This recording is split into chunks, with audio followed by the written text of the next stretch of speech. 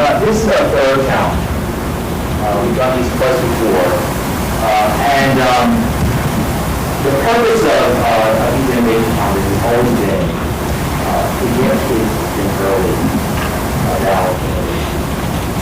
And if you look across almost any industry, any sector, today we're focused on the environment, but we move forward with innovation.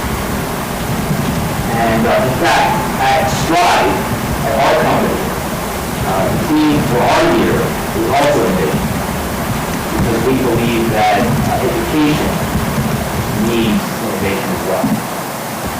And you, your kids, your contestants, you're all part of that.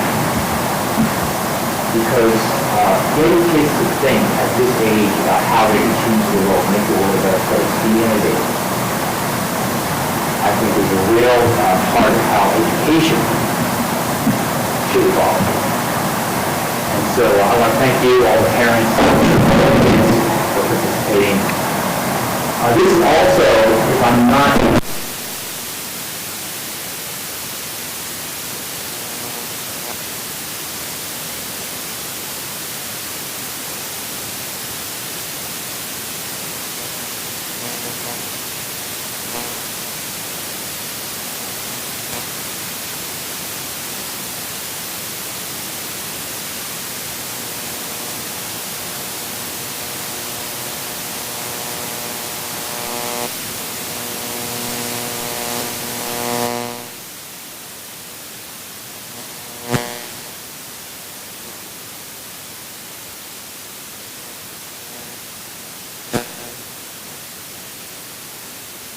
just for the kids in programs that we manage. And we've expanded.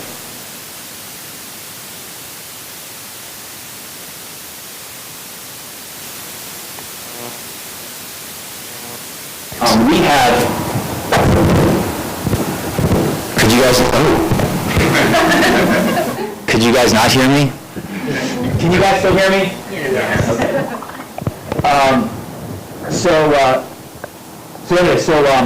We've got a great panel of judges today. We've got amazing presentations. I went through the little program, and I was reading through the different contestants, the different finalists, and it's amazing how much you all think about making a real impact in this world. And I think the ideas are really just tremendous. So I want to thank you all again for coming, and I'm going to be looking forward to the end of the day to see who our winners are going to be. Do we announce the winners today? Yeah, okay, so I'm going to be excited to see who the winners are at the end of the day. But all of you who are in the finalist round are really, you're all tremendous winners. God bless you. And for the parents, don't be nervous. This is just the fact that your kids are here is a tremendous achievement. And no matter what happens today, they're all winners. Don't be nervous. They're all going to do great, no matter what happens. Okay? Thank you very much.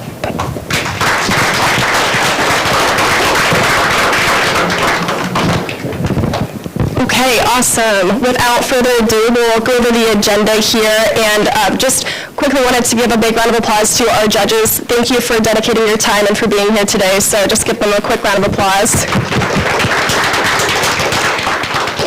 Okay, each of you should have seen on your seats, we have an agenda for you, so we're just going to go over that really quick. And just a quick reminder about our presentations today. We will begin with our 6th through 8th grade finalists, and then we will move on to the 9th through 12th grade finalist. So we will do it in that order, and then really quickly for all of our parents and anyone staying in this room during presentations, if we could please just silence our phones so that we don't interrupt any of our finalist presentations, that would be amazing. Thank you in advance for that. If you are using the restroom at any point throughout presentations, just make sure you do it within the 5-minute gap we have built in between presentation times so that we're not getting up in between presentations and interrupting anything.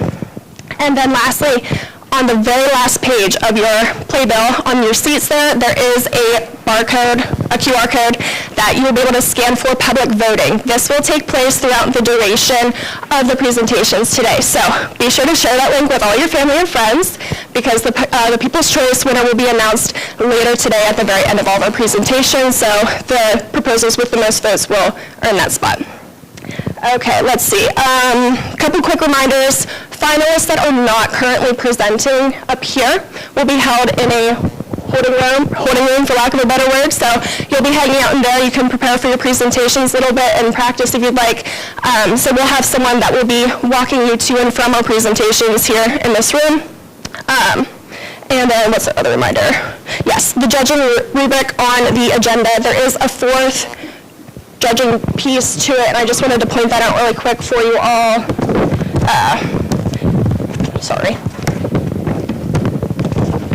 So yes. There is a fourth judging piece here, and that is community engagement and impact as well. So just wanted to make sure no one was confused about that piece. Okay.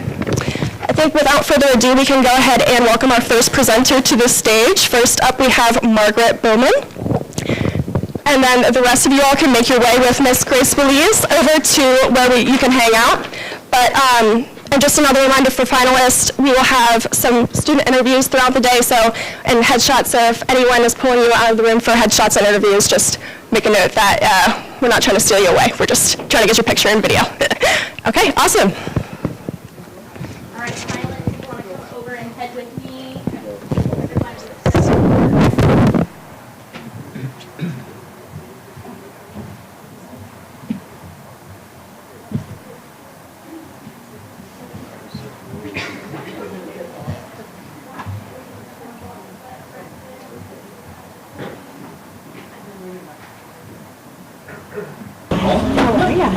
I will get you mic'd up here. Thank you.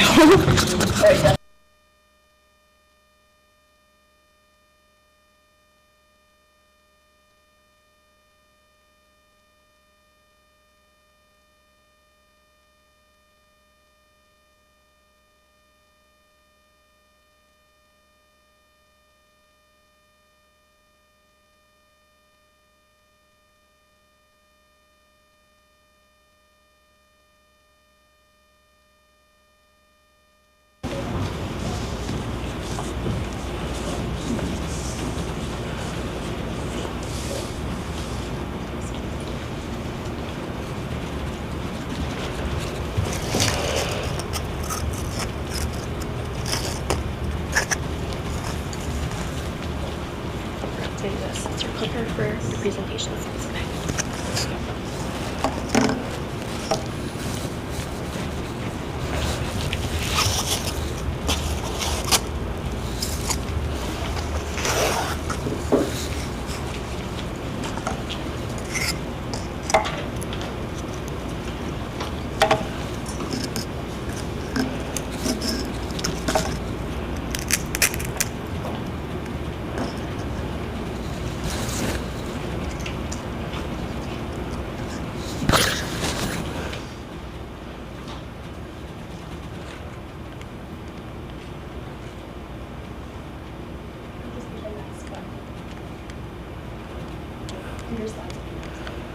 Okay, so how's everybody doing? Good, bad, in between? Good. Come on, you can talk. Okay, well, I was hoping for a little more, but let's go ahead and get started so I can get through all of my wonderful slides.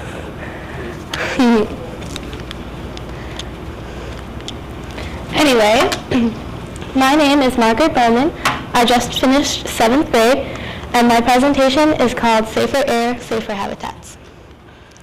Every year, massive amounts of carbon dioxide, along with exhaust particles, are released into our atmosphere. This devastates the environment. One of the largest problems that is caused by these emissions is global warming. Global warming is caused by greenhouse gases. Greenhouse gases cause the greenhouse effect. But before we can talk about the greenhouse effect, we need to understand how molecules are able to trap heat. Now, the leading theory is that in some molecules, like water and ozone, the position of the positive and negative subatomic particles is unbalanced. This allows the infrared light to enter. When the infrared light enters, it causes the molecule to vibrate faster, which causes temperatures to rise. But in some molecules, like oxygen and nitrogen, the position of the particles is not unbalanced, which means that they are not able to trap the photons. What about carbon dioxide? I mean, it appears to be balanced.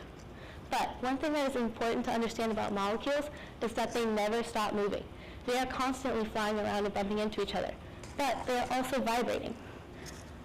Carbon dioxide can vibrate in a couple different ways, and some of them, like asymmetric stretching and wagging, cause the molecule to become unbalanced, allowing the infrared light. Now this can happen billions of times per second, so even just a small amount of carbon dioxide can make a huge difference.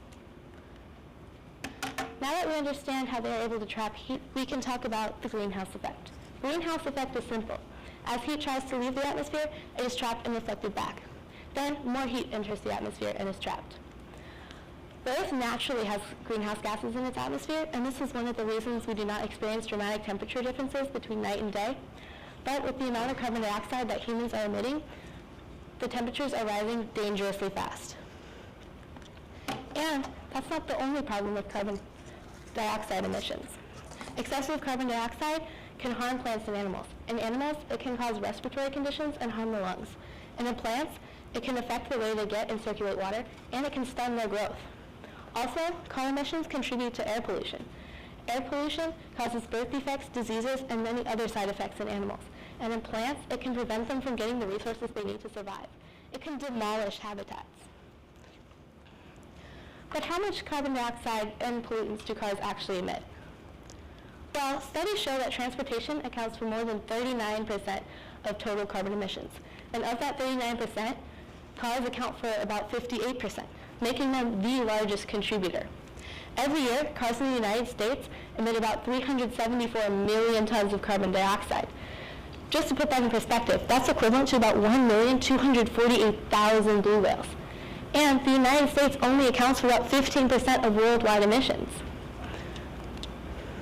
Also, car exhaust is filled with harmful chemicals that don't get cleared out. And every year, tons and tons of these are emitted into our atmosphere. As you can imagine, this has huge effects on our environment. Animals, plants, humans, and ecosystems are harmed by these emissions.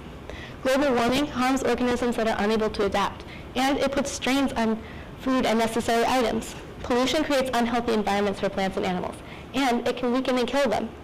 Exposure to too much carbon dioxide is bad for plants and animals as well. It can kill them, affecting the entire food chain. And pollution can create unsafe air in communities. My solution to this major environmental problem is a filter for cars that turns carbon dioxide into oxygen and clears out any pollutants. Oxygen is much less harmful for the environment than carbon dioxide, and the filters can be made in a sustainable way. The filters will also lower carbon dioxide emissions and help save our environment. Now, the filters will go on the ends of car exhaust pipes, targeting emissions at the source.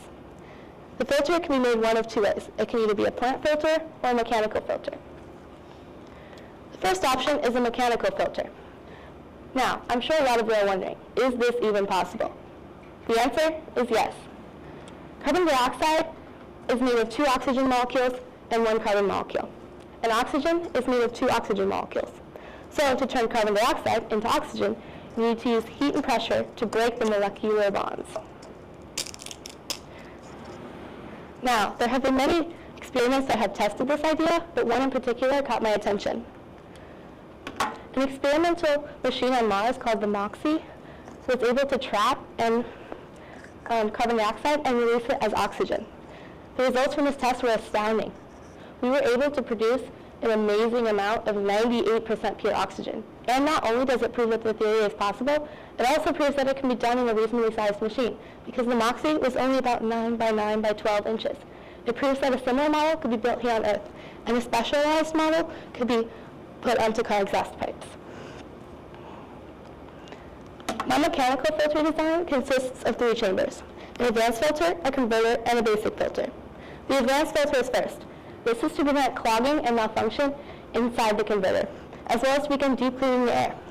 After the air passes through the advanced filter, it will go into the converter, which will be similar to the Moxie, but modified to be for cars. Then, the air will pass through the basic filter, which will be similar to a common car exhaust pipe, except it is going to go after the converter. Then, after the air goes through the basic filter, it will be released into the atmosphere. The second option is a plant filter. Now, the plant that goes inside the filter must be adept and expeditious when converting carbon dioxide into oxygen. But that is not the only thing we need to take into account. It must also be small and compactable, tough and resilient, able to survive with few resources, and able to withstand heat and pressure. It also needs to be able to make a barrier that the carbon dioxide must pass through. There's one plant that meets all these criteria perfectly, and that plant is algae. It meets all the requirements. It is not a rare plant and can be quickly and easily grown. And as a bonus, it naturally traps carbon dioxide. So we are also lowering the total amount of gas that is released into our atmosphere. It is the perfect plant for filters. My algae filter design also consists of 3 chambers, except unlike the mechanical filter design, the basic filter is first. After air passes through the basic filter, it will go through the algae wall, where carbon dioxide will be trapped or converted. Then it will pass through the advanced filter, where air will be thoroughly cleaned before it is released into our atmosphere.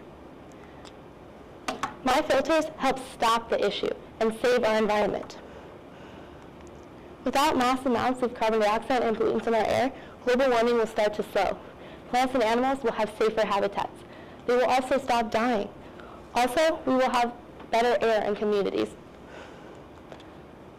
Animals will be at less risk, and with safer ecosystems, plants will be able to regrow.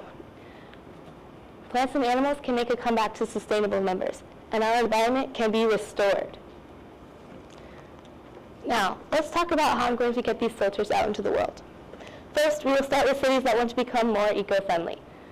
Then, we will prove that the product works. Then, we will begin advertising to individuals. And finally, we will expand to public transportation and companies.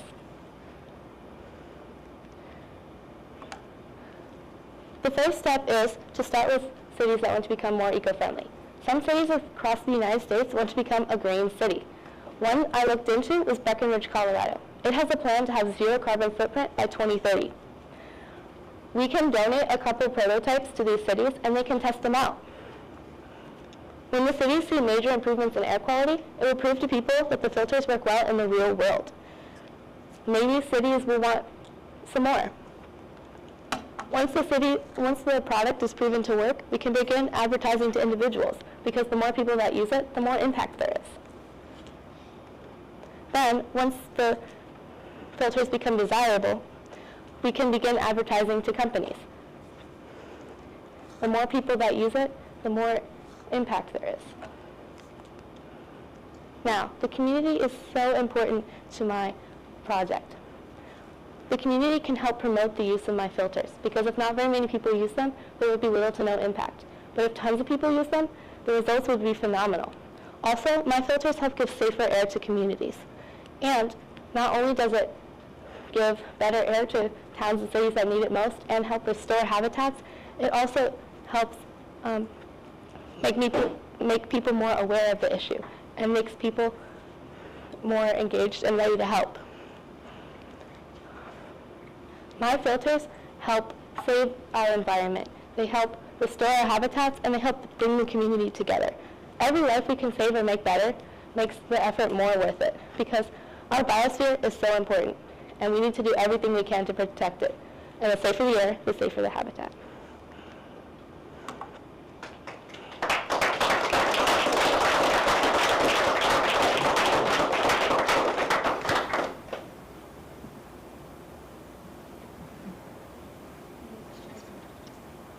I have one. Great job. Can you talk to me a little bit about the engineering of it and how you would create a prototype and to test? Well, first of all, we would have to find somebody who would make the parts. to produce it. But as far as the design, it needs to be kind of in a line, and so after, and so the air will pass through like the different sections, kind of like a normal filter, but it's just, it has extra sections to make a larger impact. Do you envision the filter as something that the car companies would put on or people would install after they purchase their cars? Well, originally it would have to be the people because we would have to get like contracts and stuff with the car companies. But that was kind of like what the communities and public transportation section was about, is that after they become desirable, companies may want to install them so that people will be more willing to buy their cars.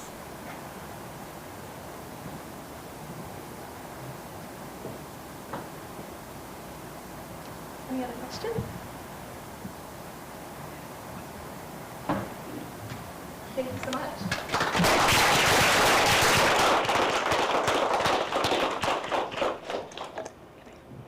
Yes. Thank you.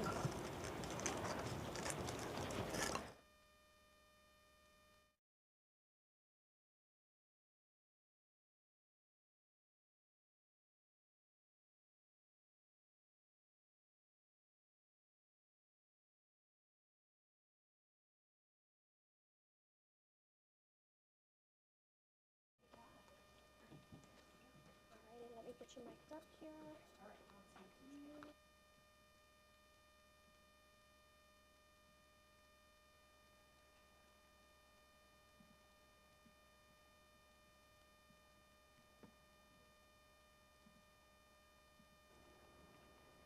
Whenever you're ready, you can just go.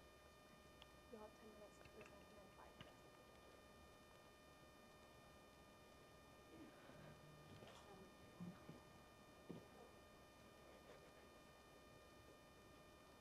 Is this where I stand?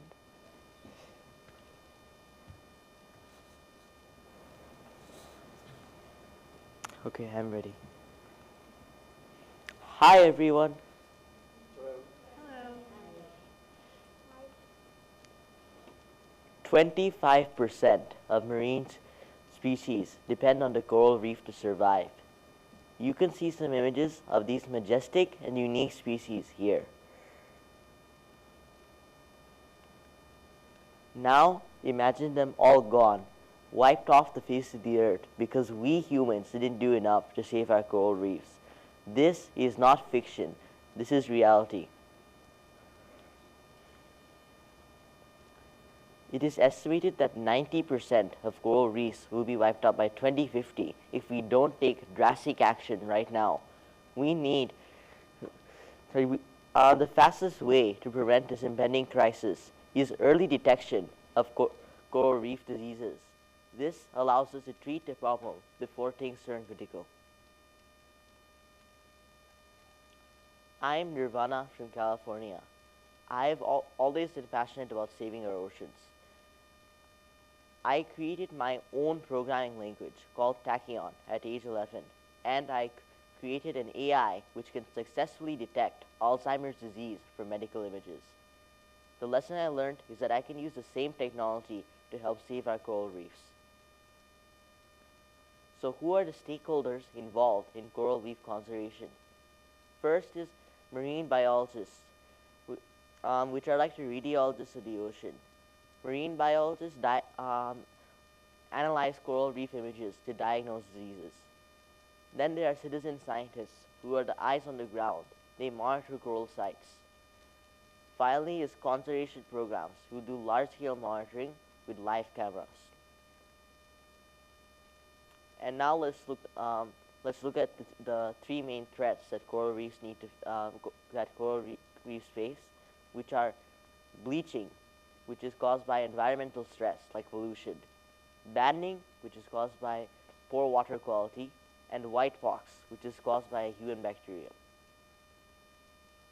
Now the current method being used by scientists to monitor coral reefs is manual monitoring, but manual monitoring is far too slow to help save our coral reefs in time. It takes around 15 minutes just to analyze and diagnose a single coral reef image. We need a system at least 500 times faster if we want to save our coral reefs in time. Time is running out. Manual monitoring is very slow, subjective, and costly. We need a radical new innovation if we want to save our coral reefs.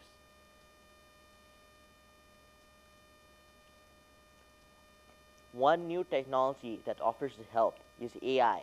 I found 3 existing solutions which use AI to detect coral reef diseases, but they all have significant flaws. CoralNet is a post-processing tool, but it lacks real-time video capabilities. ReefSense has reduced effectiveness in turbid or murky water. FishNet focuses on fish rather than coral, so it can only provide indirect data about coral reef health. Now that we've seen the flaws in existing systems, the success criteria for an ideal detection system are very clear. It needs to be fast, 500 times faster than manual processing at least. It needs to handle live video. It needs to be adaptable to diverse conditions, and it needs to be economically sustainable. The solution to these criteria is Coral Iris. Coral Iris is an AI platform which will be able to take in coral images and videos and diagnose diseases. Coral Iris will be very accurate due to using a robust data set. It will be fast and performant due to using GPU acceleration, and it will use an open source license to empower programmers and researchers to contribute. Now that we have understood Coral Iris, let me walk you through the Coral Iris architecture. It starts with a large data set of coral reef images and videos. These are then pre-processed and labeled to be fed into the AI. After this, I'll train the Coral Iris AI on these images. During this process, it learns how to actually diagnose coral reef diseases. Then I deploy the Coral Iris AI to the app, which serves 2 functions. The iOS app can be used by researchers to diagnose coral reef health, or by citizen scientists and scuba divers to upload new training data for when the AI needs to be retrained.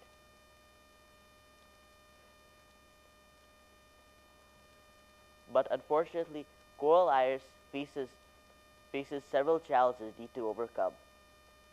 In order to be a robust AI, Coral Iris needs to be trained on a data set of high-quality images in vast numbers. Additionally, Coral Iris needs to be trained on a high-end fast GPU system. And finally, it needs to fit smoothly into existing workflows. To address high-quality data, I already have found several large public domain data sets which I am using to train Coral Iris. In the future, citizen scientists will also be able to contribute to help enhance the AI. To address compute resources, NVIDIA is an AI. I am contacting NVIDIA, an AI tech giant, which is known for high-end GPU systems. I am planning to use NVIDIA's Holoscan SDK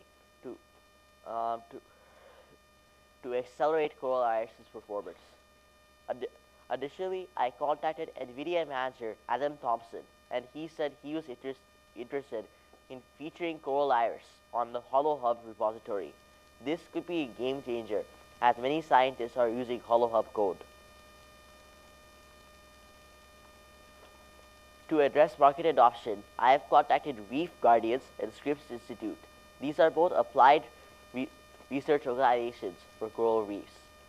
Reef Guardians has expressed interest in collaboration because they are already using AI for corals in Hawaii.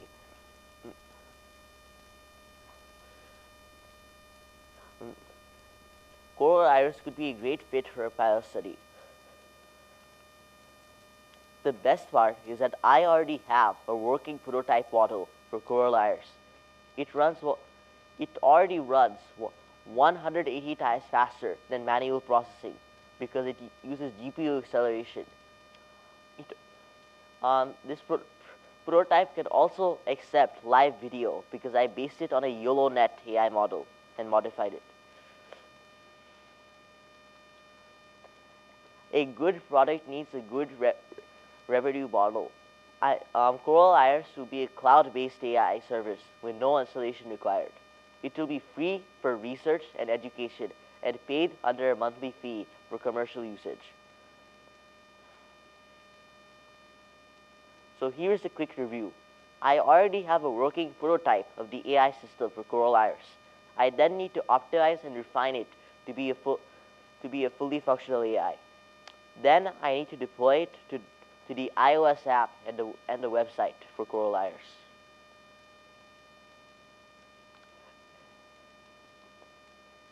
To sum up, Coral Iris is an AI system which will be able to ingest coral reef images and videos and detect and diagnose diseases to help save our coral reefs.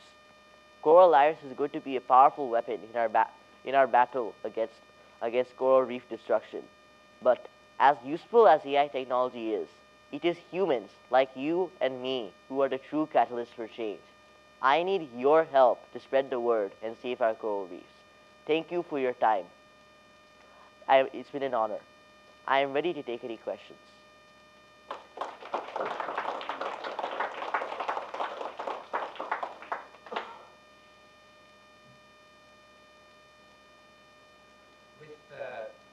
With the program you're developing, would you consider, after video, if there's some success, maybe incorporating sound?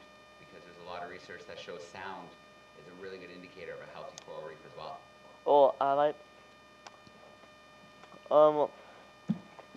Yes, I think that might be done for the next version. I'll have to look into an AI model which is adept at sound processing though. I haven't found any yet. So I think sound is probably also a good indicator. I'm not going to have it in the very basic version, but I'll definitely look into it for the second version. So Nirvana, who do you see as the customers for this particular AI? So the customers for this, the main customers I see are marine biologists because it allows you to scan coral reefs and diagnose diseases.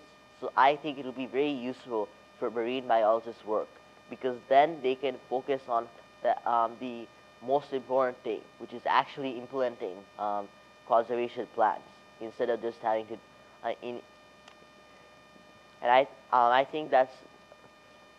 I think this will free them of all the low-level work, and they'll be able to focus on actually saving our coral reefs, basically.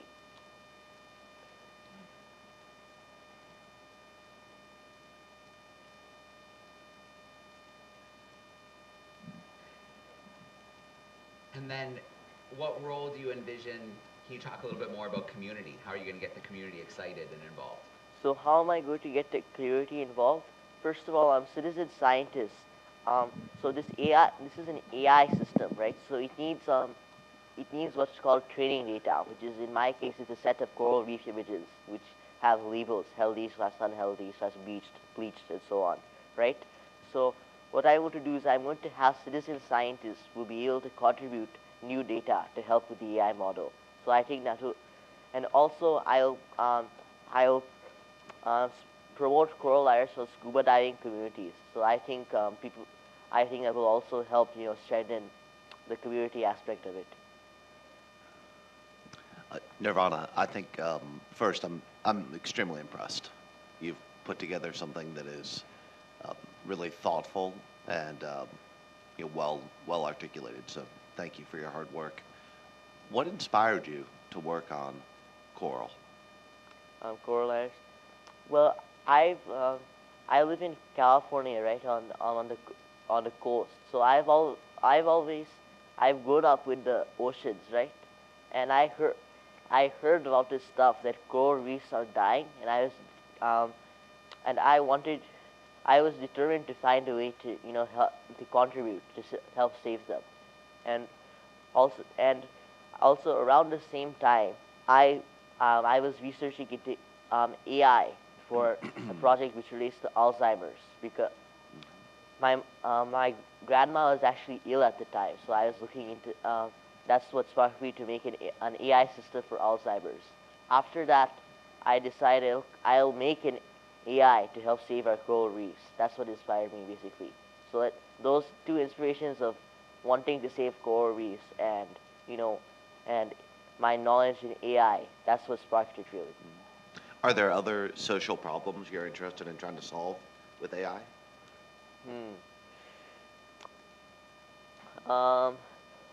I can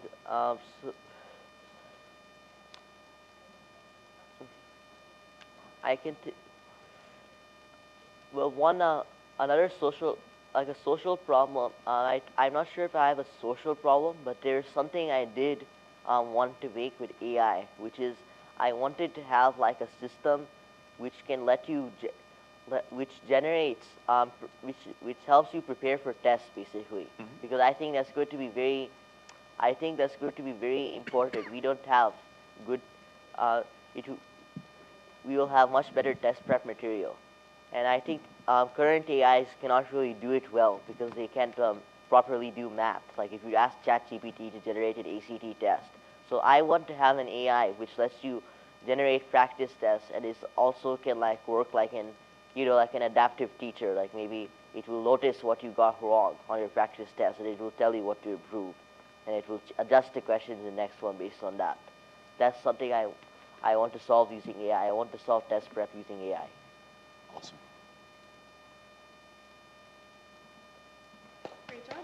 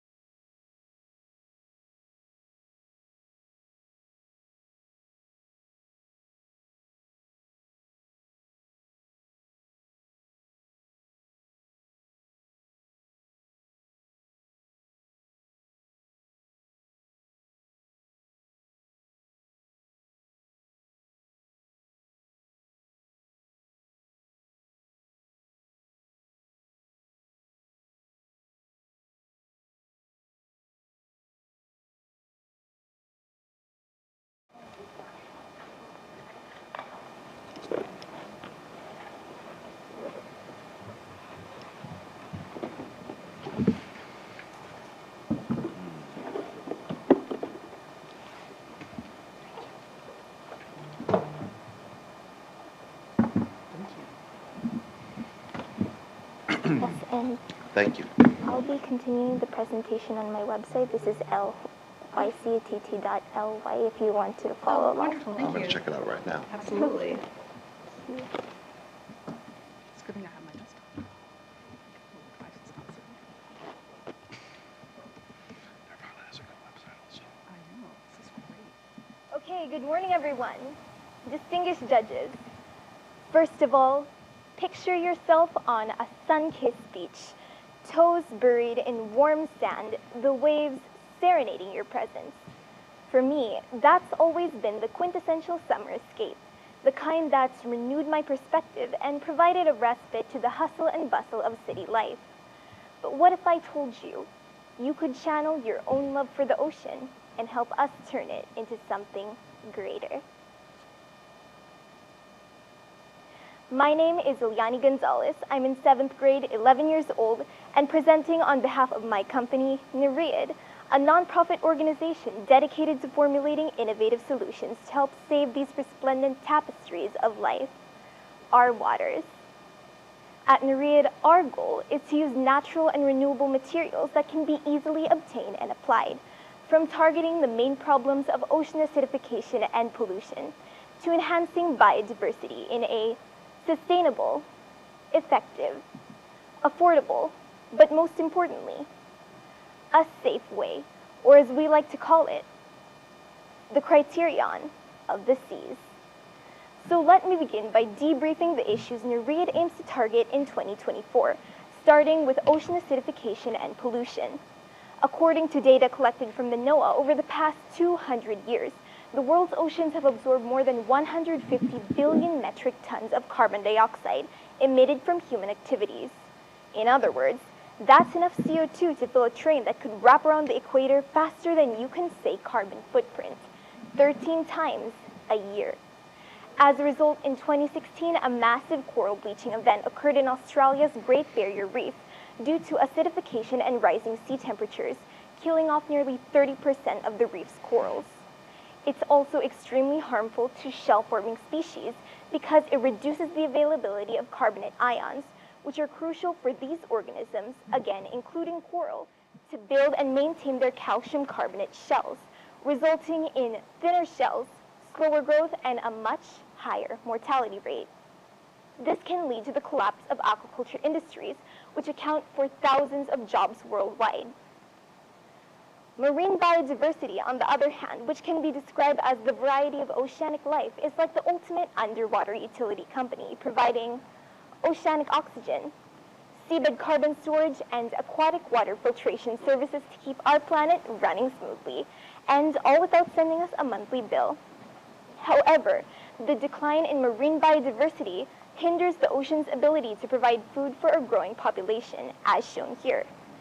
So what exactly is NERIAD doing to address this ever-present threat to both ocean vitality and modern-day society? Well, NERIAD's journey hasn't been all smooth sailing. Here are two experiments that failed to become a reality. Cyana Reef, with its cyanobacteria-infused artificial reefs, left us pondering the potential consequences of invasive species.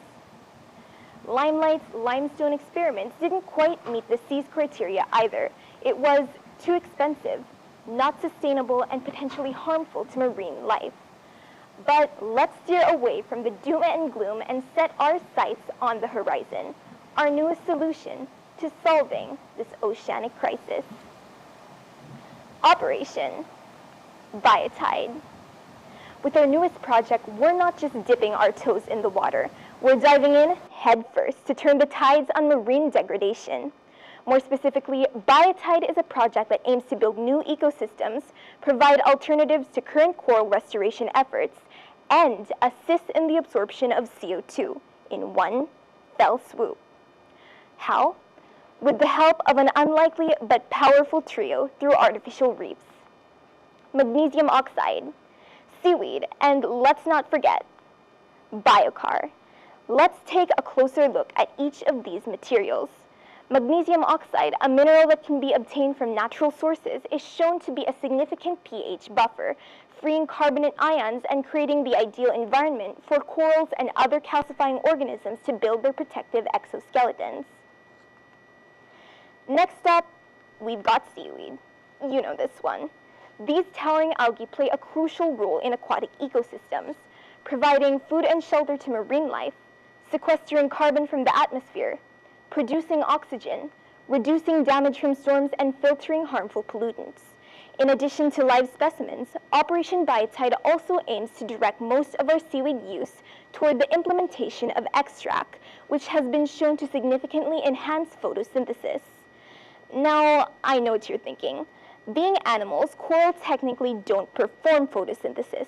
However, they share a symbiotic relationship with an algae called zooxanthellae that depends on it to give coral a majority of its energy.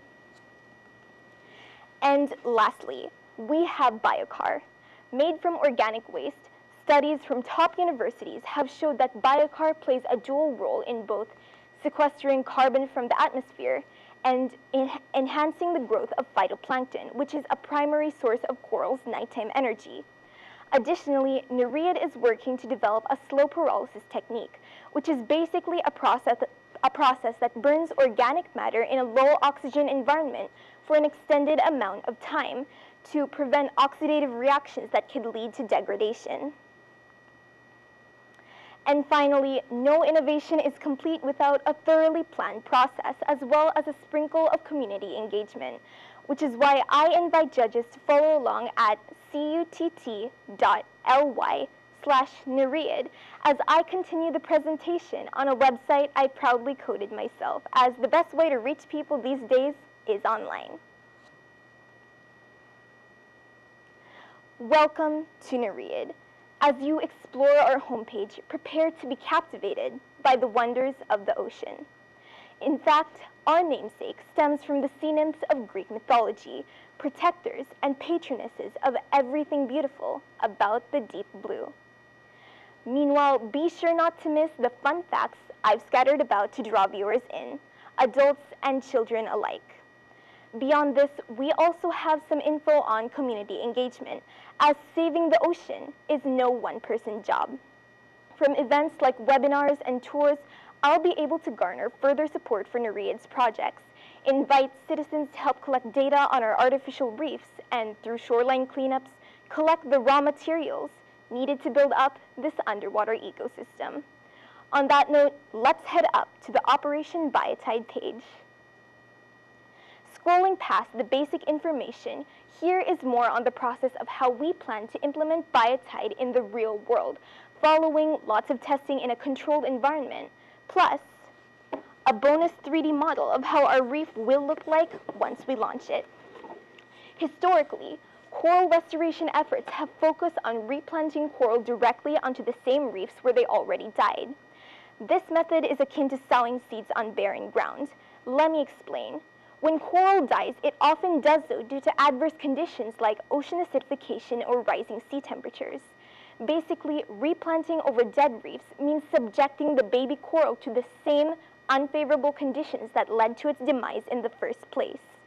For this reason, scientists often need to modify the coral, making it an unnatural process. On the contrary, Operation Biotide takes a different approach. Instead, we focus on building artificial reefs as coral nurseries. Over time, the baby coral grow and mature on the artificial reef where they're protected from natural stressors and predators. Our deployment sites, Florida Keys, Puerto Rico, and Virgin Islands, are at high risk due to coral bleaching and heavy reliance on tourism industries, with Florida being home to the largest reef in the continental U.S. Additionally, they are the closest potential locations to our home base here in the United States, contributing to a more effective first approach at engaging local stakeholders like hotels and dive operators, starting with the Florida Islanders Resort. My company also includes a weekly blog on various marine creatures for younger audiences, bolstering public awareness on the fragility of our beautiful ocean species. And of course, if you are looking to get involved, we offer a wide variety of community engagement opportunities for all you citizen scientists, aspiring biologists, and blooming ocean vitalists out there as we move toward a cleaner, greener future as stewards of our seas. In closing, let's all remember, evolution takes time. Perfection takes time. By nurturing recruits in a controlled environment without altering them, Nereid is ensuring that we build reefs natural and resilient for centuries to come. But none of this would be possible without your help.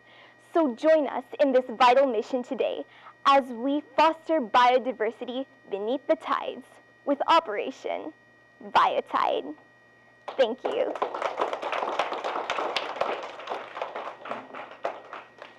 Also, judges, if you'll notice on the back of the brochure my little brother just handed out, we have some information on an experiment I conducted taking Operation Biotide to the next level if you'd like to learn more about that.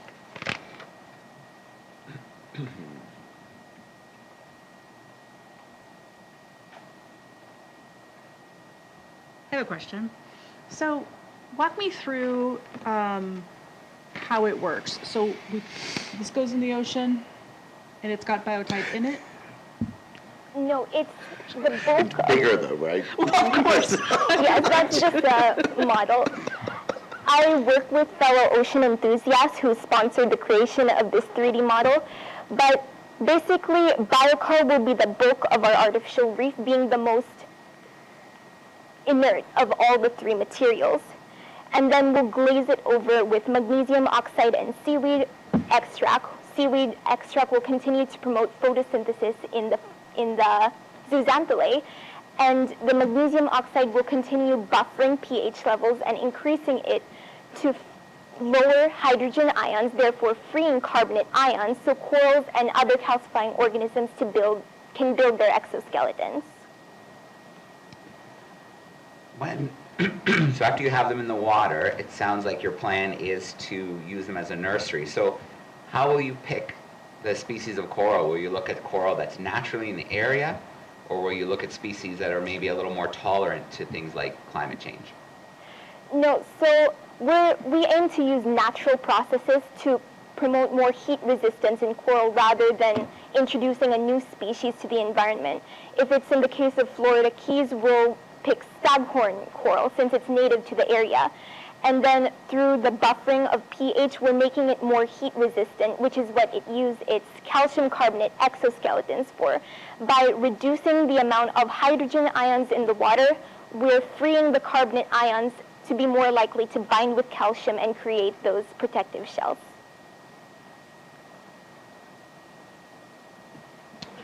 And then you mentioned some projects early on that you experimented with and you saw results that kind of didn't go as planned. So I'm wondering, when you encounter situations like that, what's your inspiration to keep going when you run into roadblocks?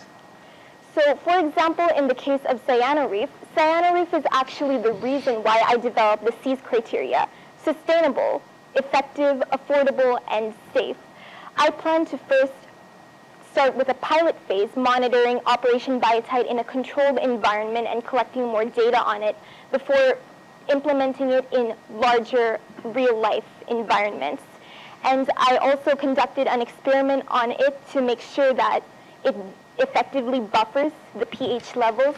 I collected some seawater actually from the Washington State coast and actually got an alarming measurement of 7.66 as opposed to the average of 8.1. Now, I know that seems slightly basic, but pH is logarithmic. So a jump from 8.1 to 7.66 makes a big difference. Then I separated it into individual containers. I mixed it with seaweed extract, which just goes to show how easy these materials are to obtain. Homemade seaweed extract, biochar, and magnesium oxide. Magnesium oxide returned with a very buffered pH, seaweed slightly acidic, and biochar, as expected, neutral.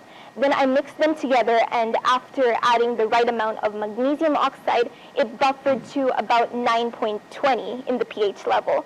So the real challenge is really finding the correct ratio for magnesium oxide in this project, but it stabilized after 3 days. Thank you for presenting to us today. You obviously are extremely passionate, and you've really knocked it out of the park. So kudos. I'm curious, building an organization, building a company to make this sort of large-scale change requires a lot more than a good technical solution. You also have to attract and, retain an aligned team, build an organization that's bigger than you to drive impact. How do you think about how you'll do that? I see you have your brother. It's a good start. He seems thoughtful and engaged, but you're going to need to scale. What are you going to do?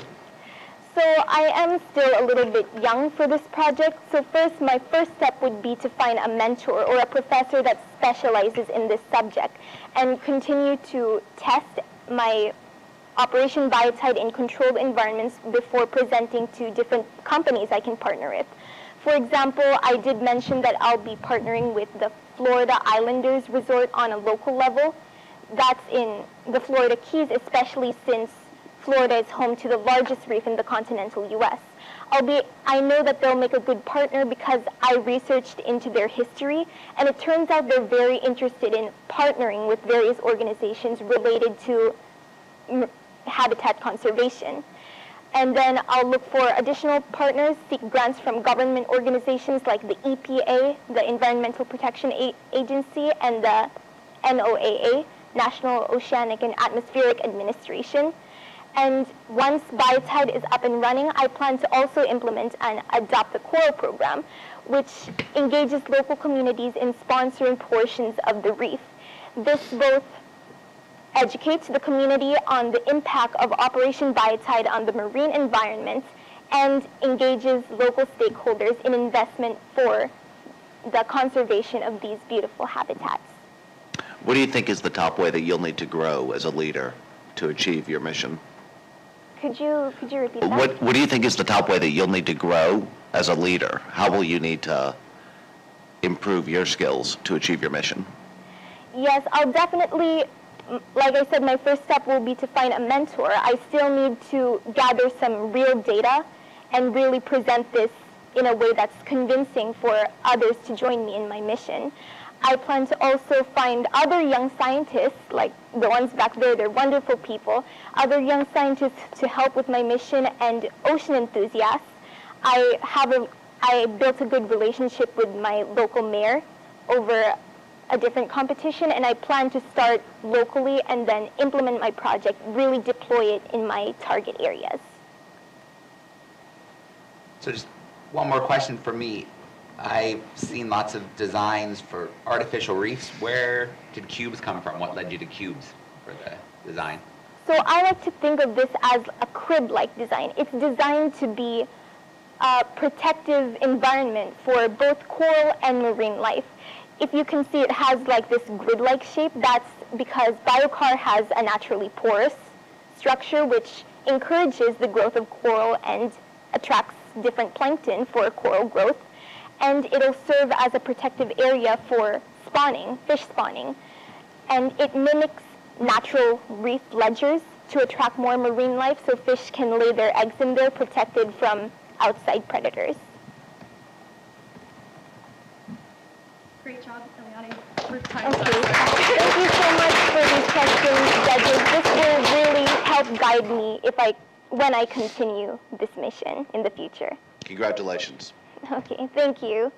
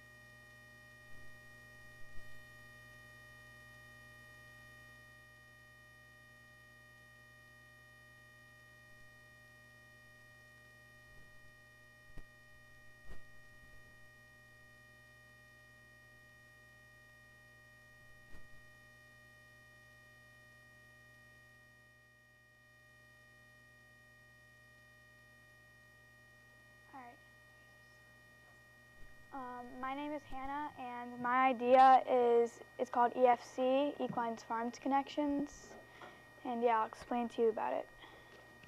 So the idea of the app is to connect local equine barn owners to like stalls or pastures or extra space, and it would help during like natural disasters like floods or fires or anything like that. And it would be a nonprofit app, and it would mainly just be to help the community. And it would be basically with optional pricing by barn owners. And my barn in South Carolina, this was inspired by it because it got flooded a few months ago, and this was my idea to help because when it happened, we didn't have any like room for the horses to go or anything. They just kind of had to all cramp them in one area, and that wasn't very fair to them, so this was how I got my idea. And an environmental impact alignment. The app was designed to locate horses to better shelters, and basically how it would work is you would type in a certain miles, how far you would like to travel, and how much space you would need, and a lot of people would submit how much space they have and how far away they were, and it would you'd see where they were, and the amount of payment would be selected in the app. That way you could tell how much you need to pay and how far away it is. and be useful in like floods, move animals to safer locations, and move animals to higher ground. And like this is all like show the studies of like all of the weather that has like affected barns and floods like in the United States.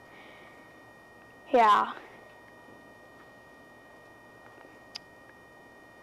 And the practicality is it would be an easy app like on mobile, and you could access it and download it easily. And the cost again would be dependent on like the person who is selecting like what the space they had, and it would be up to date, like often have refreshes, and yeah, I would find an app developer. What's unique about this app is I got the idea from like Facebook, because like people on Facebook, they would like offer resources. It's not just for horses. It's like if you need like gates or like water troughs, and Facebook it has a lot of that, but this app would be like mainly just for like horses in the barns, and that's what makes it different. Yeah, I was inspired by Facebook. Yeah, and it's my personal experience. The reach, it would start off at like a community level, and like over time, I think it would be good to grow to a nationwide level as it gains popularity. And it would help, like let's say before the flood actually happened, or a fire or something like that, you can move them before to prevent all this. Yeah, community engagement. The idea was from personal experience in the Facebook outreach, and I would get people to like find this app from like social media and advertising, and it'd be a much more organized app than Facebook. Rather than just reaching out to random people, it'd be just focused on this. And yeah, community involvement through local signups. And yeah, that's my presentation.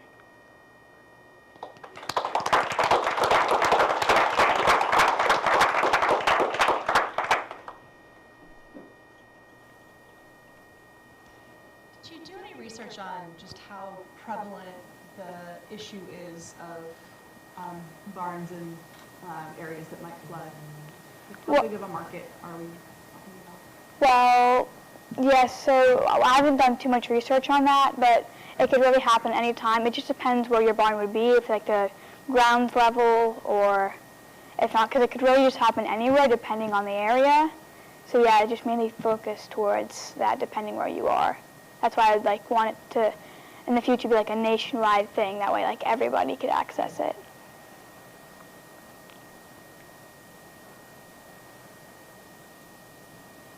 And then, so you mentioned that the app would maybe similar to something like Airbnb, where you can see kind of what a price would be for Yeah. to have your horse Mhm. come there or stay, depending on how many horses you might have.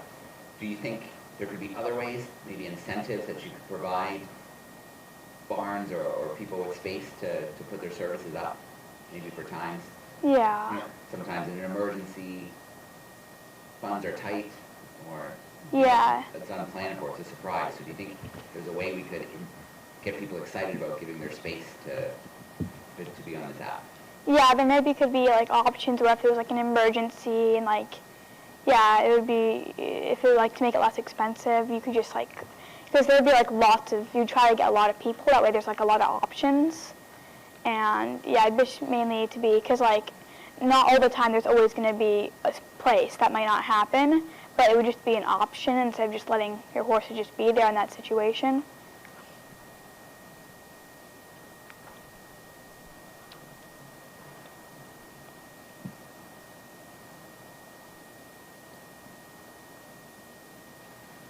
Any other questions?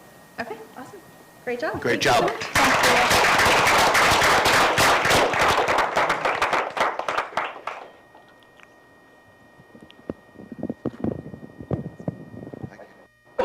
We're going to take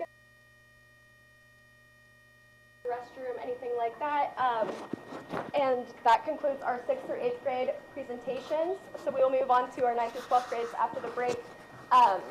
We're just flying through these presentations today, so we're ahead of schedule. We're just going to go on a rolling schedule today. So yeah, well, if we get done early, we get done early. You can have lunch.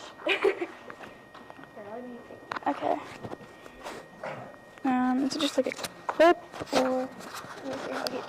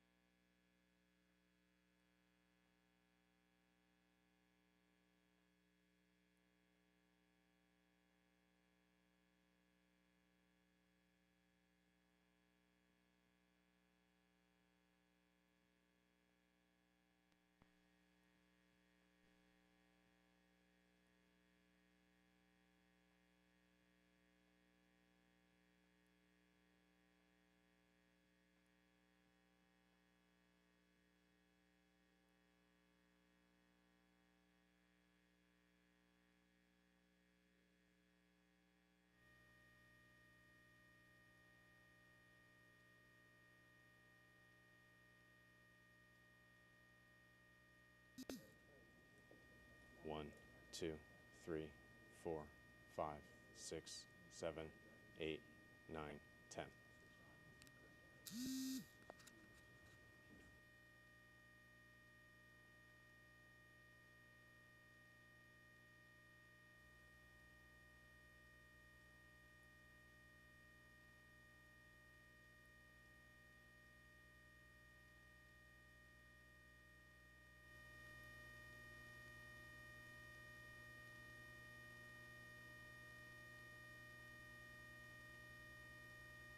One, 2, 3, 4, 5, 6, 7, 8, 9, 10.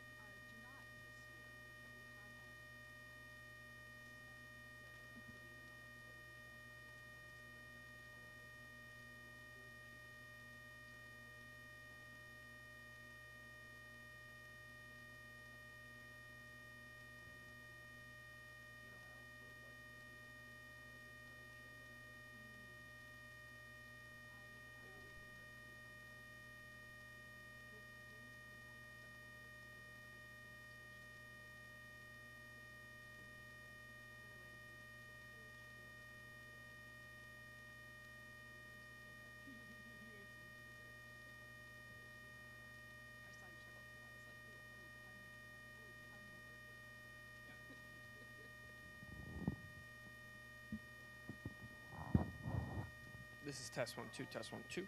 This is test 1, 2, test 1, 2. I can hear this one. Test 1, 2. Is this?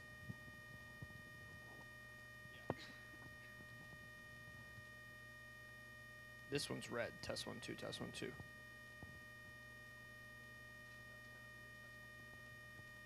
Okay, this is the red one though. Test 1, 2, test 1, 2.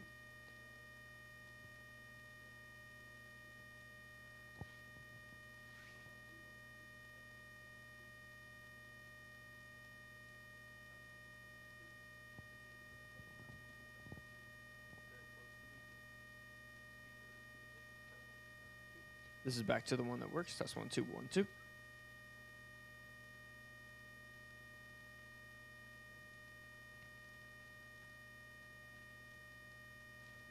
This is test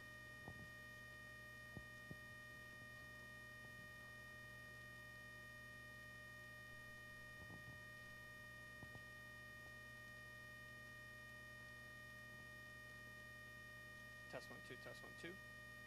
This is green. Test 1, 2, test 1, 2. I hear it now. Test 1, 2, test 1, 2. This is the other one. Test 1, 2, test 1, 2. This is test 1, 2, test 1, 2. Test 1, 2, test 1, 2.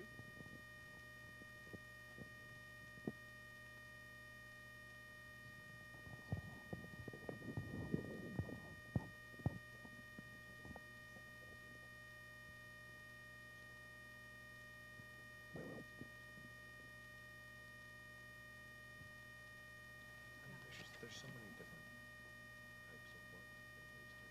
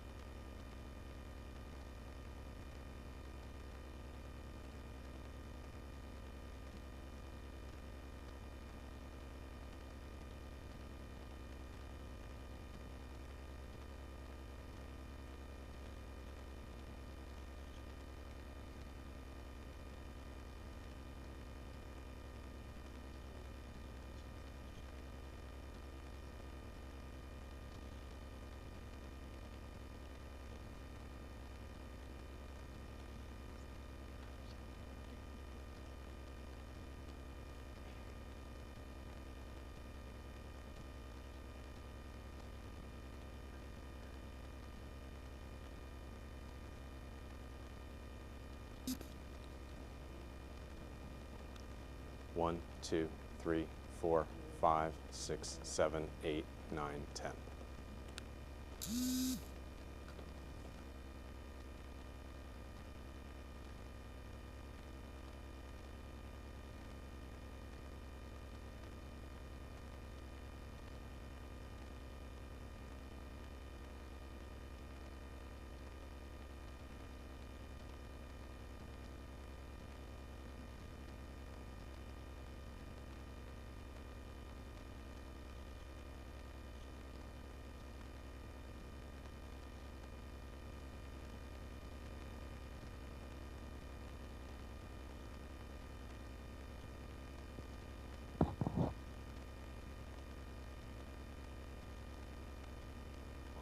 Two, 3, 4, 5, 6, 7, 8, 9, 10.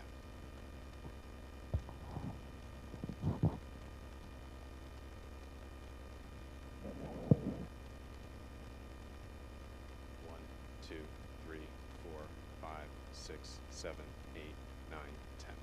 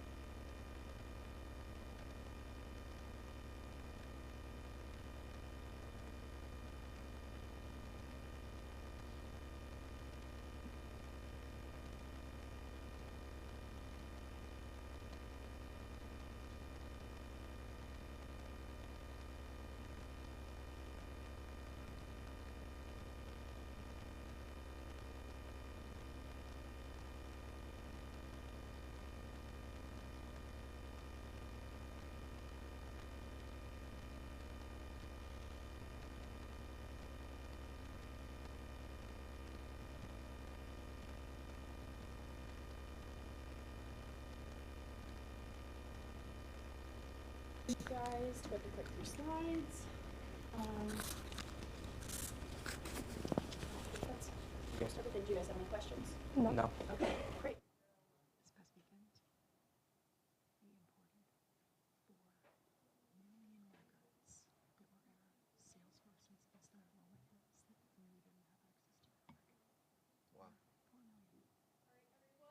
We'll begin our 9th through 12th grade presentation.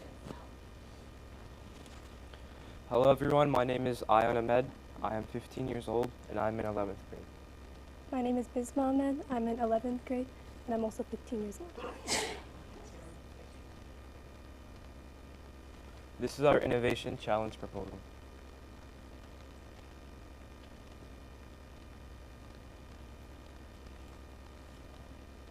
Imagine a minimalistic and compact garden sitting on your windowsill, growing fresh fruits and vegetables. Instead of being grown the traditional way, these plants will be grown by using hydroponics. Plants need certain nutrients to grow, so nutrient-rich water is used to nurture the plants instead of soil. The nutrient solution for the hydroponics is dissolved in the water, and the roots of the plant absorb it. We have our own hydroponic gardens at home, which have been used to grow many different plants, such as cucumbers, chilies, and cherry tomatoes. Water conservation is currently a pressing issue. Keeping this in mind, we plan on adding a water recirculating system, which will reuse and filter any water which is given to the plants. We also plan on designing an app, which will allow users to monitor their hydroponic garden, utilizing features such as plant health, nutrient levels, humidity, temperature, and more. The app will have a community section where users can interact with each other by engaging in discussions and sharing progress. The app will also have an AI assistant, which will answer any questions the user may have. Not only is our hydroponic garden innovative, but it's also sustainable. So in comparison to traditional farming methods, hydroponics use significantly less water. And this can be as much as 10 times less the amount of water that is used in regular gardening, which might seem small. On a larger scale, it has a significant impact. As mentioned previously, any remains of water will be recirculated and reused. We've also thought of adding solar panels to the hydroponic garden since it sits directly in the windowsill. So the direct sunlight pouring through the window will help power the hydroponic garden through a renewable energy source. LED lights will also be included and are ideal for any weather condition. Additionally, hydroponics can be grown year-round, unlike plants grown the traditional way. One thing to note is that hydroponics actually grow faster than plants grown in soil. This is because the source of nourishment is directly in the nutrient-rich water. Although there are many factors that determine how long hydroponics will last, they will generally last longer if given proper care. Considering that no soil is used in the first place, the problem of soil-borne diseases and pests is eliminated. Our hydroponic garden is an environmental friendly approach to farming, which provides impactful solutions to issues such as water conservation, soil erosion, and potentially the carbon footprint. Let's talk about the implementation of our product. The cost of manufacturing the hydroponic windowsill garden can range anywhere from $100 to $400, depending on the materials used. We intend to make this reasonably priced in comparison to other hydroponic gardens, which are considerably more expensive, at around $700. Some of our designs for the app have already been laid out, such as the login page, the main dashboard, the community section, and the AI assistant. Smart technologies and LED lights may add some additional costs. Despite this, they will help enhance the user experience and make the gardening process more enjoyable. Our hydroponic windowsill garden is both feasible and practical. The resources and technology needed are readily available. Hydroponics have been used and implemented in many different areas, such as large-scale farms and homes. The demand for sustainable farming will undoubtedly increase in the coming years, making the hydroponic windowsill garden a feasible and practical solution. Our innovation is creative and unique as it fuses traditional gardening with hydroponic gardening techniques. So smart farming is projected to become more popular in the coming years. Keeping that in mind, we envision a more modernized experience by including a mobile app and smart technologies that allow for monitoring and direct control over the garden. Additionally, we envision an AI-powered assistant to help users. Using this AI-powered assistant, users can take a picture of their plants and send the picture along with the current data and levels to the AI. The AI will then analyze this information and give the user feedback, tips, and a full-depth analysis based on the state of their plant. Our garden stands out from others as there is a wide range of smart features, including temperature, humidity, nutrient levels, plant health, and more. The community feature on the app is also unique, as other hydroponic garden companies do not encompass this feature on their apps. One concern regarding large-scale hydroponic gardens is the amount of energy required, and this can counteract the fact that hydroponics are supposed to be environmentally friendly and sustainable.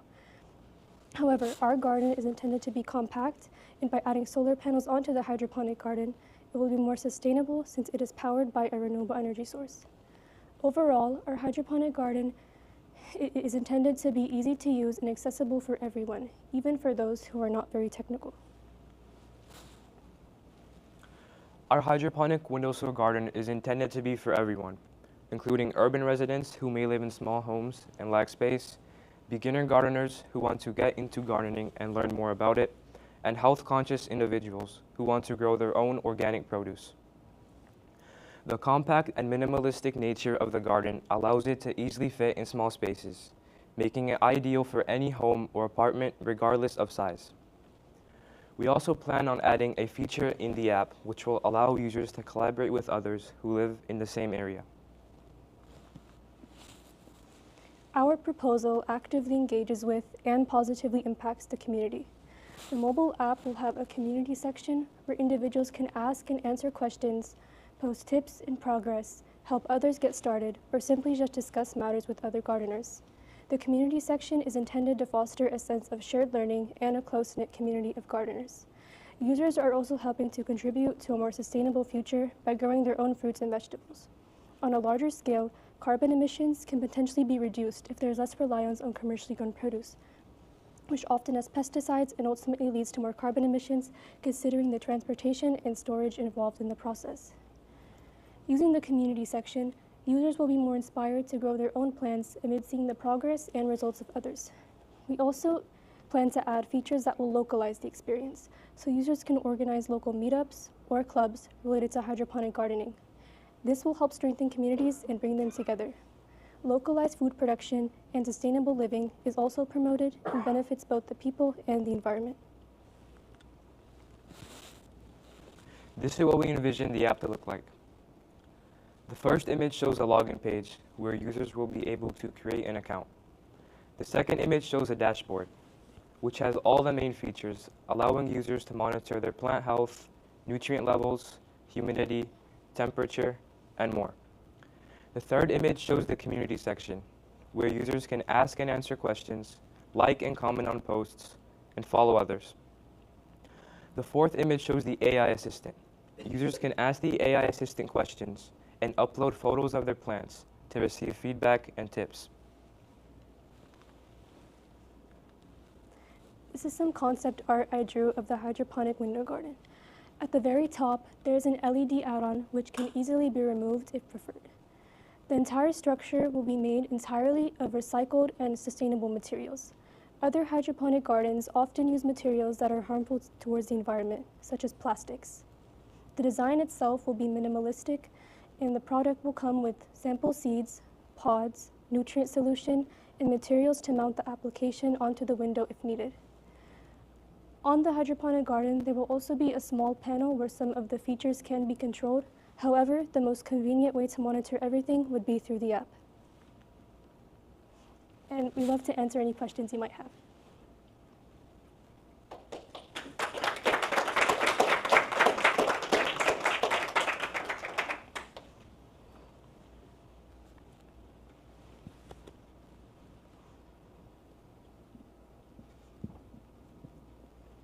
Question, how is this different from other hydroponic gardens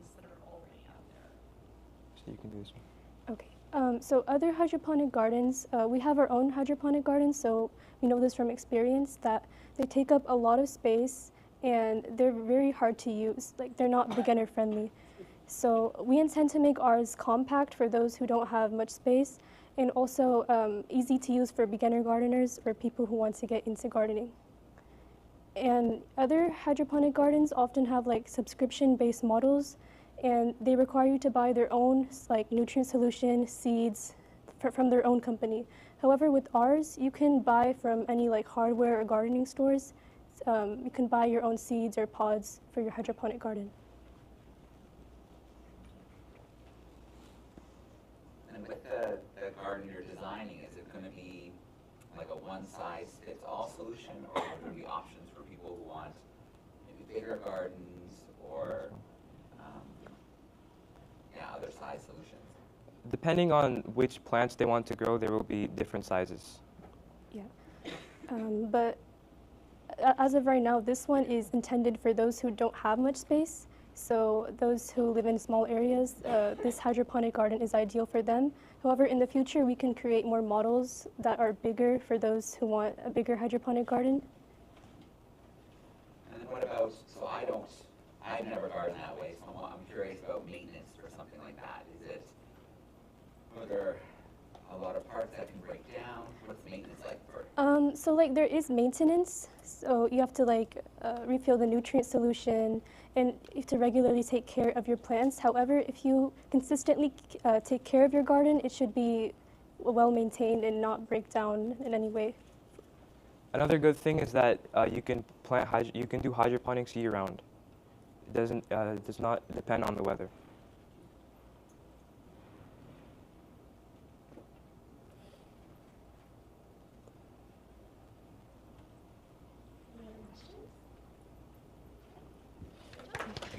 Thank you.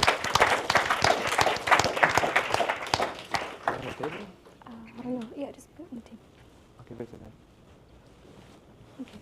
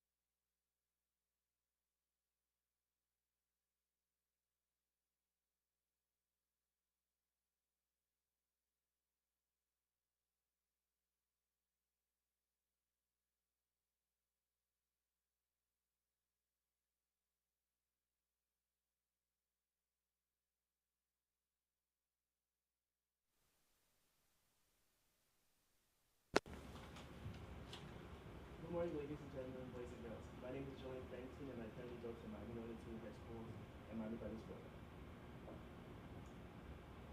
So my theme is endangered species. As you can see here, I have a little fun fact. It's known that over 16,000 species have been in the endangered, in the endangered file of it. So did you guys know that about 16,000 species could fit in a small stadium? So where I'm from is the Hard Rock Stadium. It's quite known in Florida. It's basically enough to say that all of the species could fit in there, and it's quite massive actually. So you might be asking, what's the plan? What do I even plan to do? So I plan to make a endangered species program that utilizes current and futuristic technology. So these would be such as drones, heat signatures, and other different technologies, cameras that really would monitor the animals without being able to disrupt their natural habitat. If you could also see there, you would see some of the pictures of some of the most endangered species. One of the main ones being the red panda, which is one of the best animals in my opinion for their color, because they're just beautiful. And also the panda.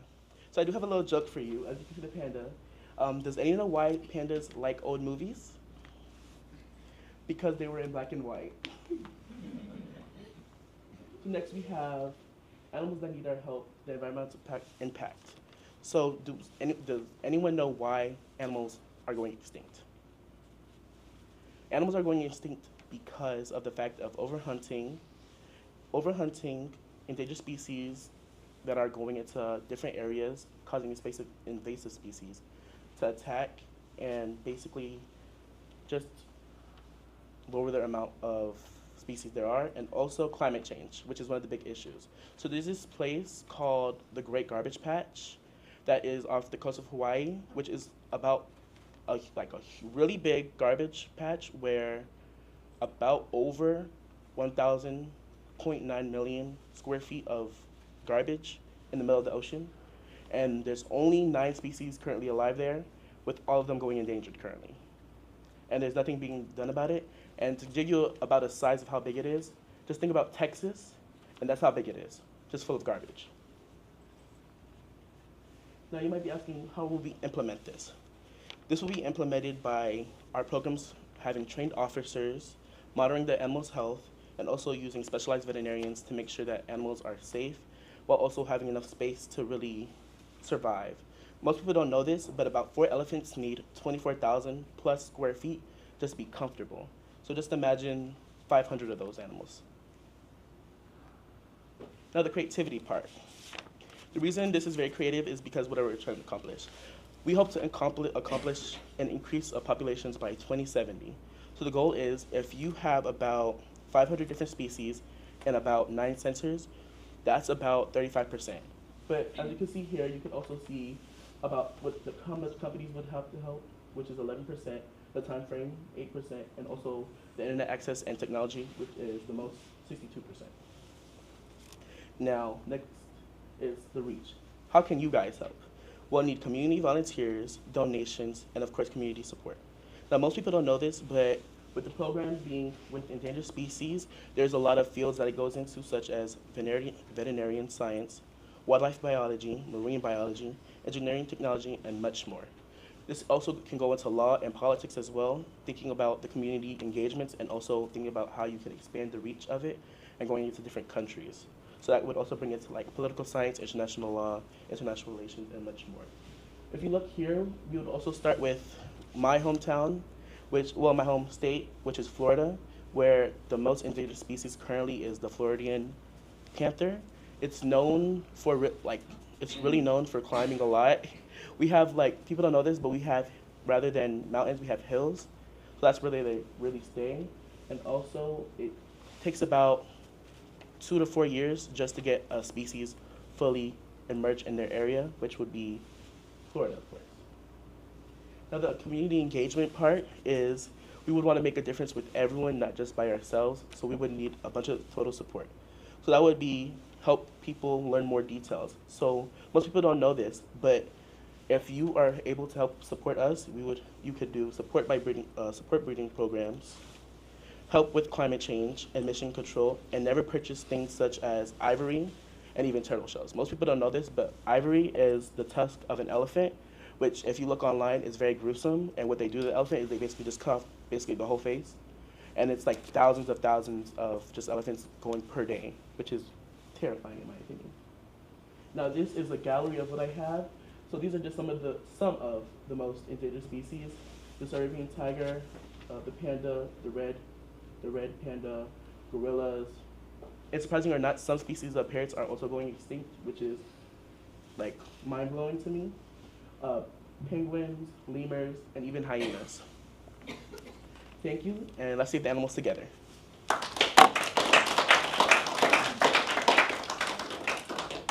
you mentioned that you would want to start off locally in Florida, where you are. Can you tell me a little bit more about what you envision? What kind of tech would you want to deploy in the field? So basically what I'm trying to implement is hopefully we can get a home base where we will start with, of course, like I said, the Floridian panthers, where hopefully we would have specialized scientists and different people in that field to help us basically combine the efforts of getting enough space, getting enough donations to keep a nice center where not only will they be comfortable, well fed, but also it will be away from other people that are currently taking away their skin. So Floridian panthers are going extinct because their skin is used for fur coats and stuff like that because it's known to be really soft. So from people taking away, they're killing and killing, not knowing that currently there are only about 3,000 left in Florida, and some of them are being held in zoos where it's not humane, and usually their lifespan is about 30 years, but it's being cut off short to only 10 years, which is a really big concern. So do you envision this project being more like wildlife reserves or more done in the wild? So my thing is more like down in the wild because there are a lot of animals that are more towards wildlife rather than in contained spaces. So what I really envision is, so the main, where elephants and, I'll use the example of elephants, where elephants usually live, to create an even bigger space, block it off.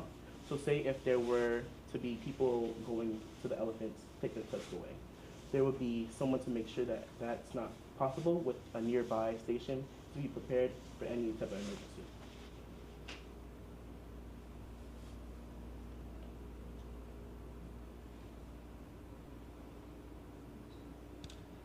Julian, thank you for your presentation. It was really thoughtful. I'm curious whether you spoke with one of your fellow presenters today, Nirvana. No, I have not. You should talk to Nirvana because he's designed an AI tool for looking at basically photographs of coral reefs. And I think that something like that could very much be relevant in the context of trying to monitor endangered species. It's actually, I was thinking about it when he was talking earlier, but I feel like the two of you could have a collaboration opportunity. Okay, I'll keep that in mind. Thank you.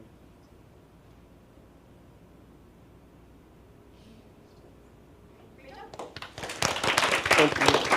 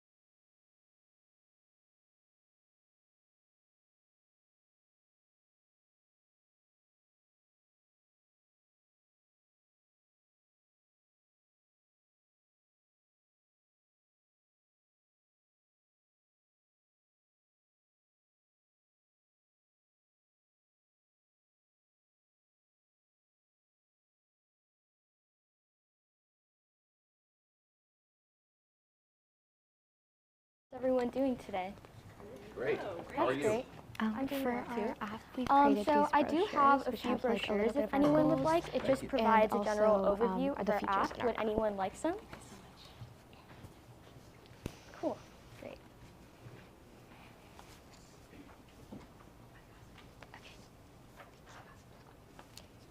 Thank you.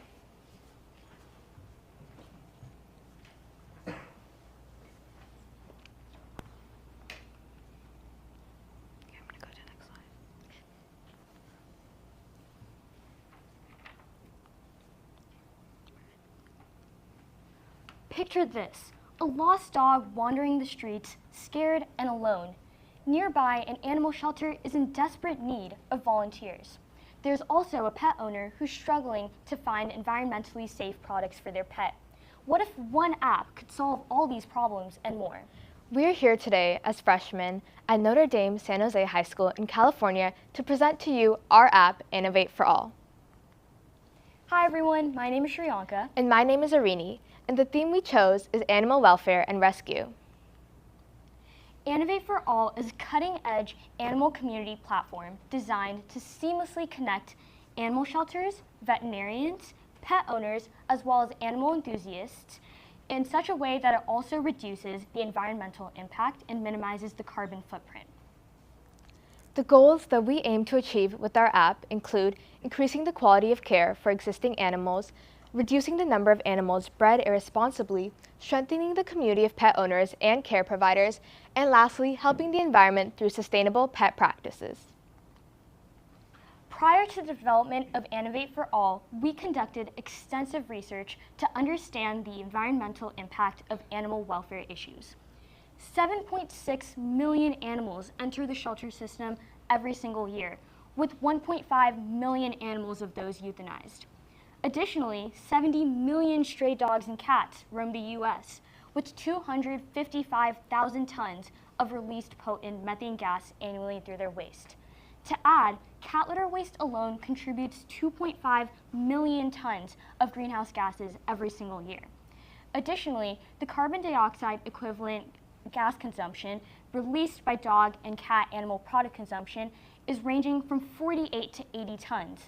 These greenhouse gas emissions are what drive climate change, resulting in not only environmental damage, but also threats to everyone's well-being. Now let's take a look at the practicality and feasibility. Before creating our app, we conducted a survey with 16 pet owners and local animal shelters. As you can see, there's a lot of data on the slide, but we wanted to highlight a few key points. First, about 50% or more pet owners have trouble training their pets and keeping their pets active, while about 70% would like to see a reminders feature in our app. Moving on to animal shelters, about 50% have trouble getting volunteers and raising awareness for sustainable and environmental practices. Therefore, we took this survey into consideration when creating our app, and these are the features we have taken. The three most important features of our app are a pet community where pet owners as well as animal enthusiasts can connect with one another and form bonds. We also have an incident reporting feature where users are able to report lost animals. Additionally, we have a training center which allows users to gain highly efficient training resources to allow them to help them train their pets. We also have an information center that does the same and educates them about caring for their pet responsibly. Before creating our app, we wanted to create a few ideal personas. Let's first meet Richard, who just adopted a puppy and moved to a city. First, he can use our groups and meetups feature so that he can meet new pet owners in his area. Along with this, he can use the training center to help train his puppy. Along with this, he can also use the reminders feature to get notifications straight from the app about any of his pet care needs. Next, let's meet Joanna. She's walking to work and sees a lost puppy. She can use the report incident feature from our app to report this incident. As for the technical feasibility of our app, we used many resources to help program this app. First, we used Thunkable, which is a mobile app development platform. We also used Firebase's real-time database to store and retrieve data for our app, including member information, groups and meetups, incident reporting, etc.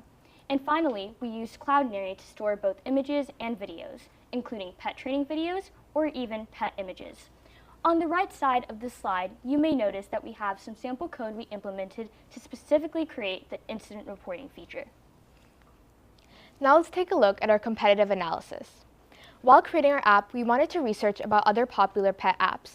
However, many of these apps focused on either animal activism or animal adoption, while our app focuses on creating a pet-loving community, along with focusing on sustainable and environmental pet practices. Now let's take a look at the creativity in our app. For our app, we developed various splash screens to help introduce the features that users would likely be able to not only see, but also use in the app.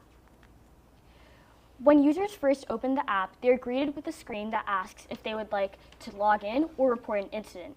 We wanted to make the incident reporting feature as easily accessible as possible, such that not only users who actually have an account on the app will be able to report incidents, but everyone can. Once they click the Report Incident button, they are then presented with a screen that asks if they would like to share the incident as a picture or video. Depending on the option that they select from there, they're presented with the respective screen.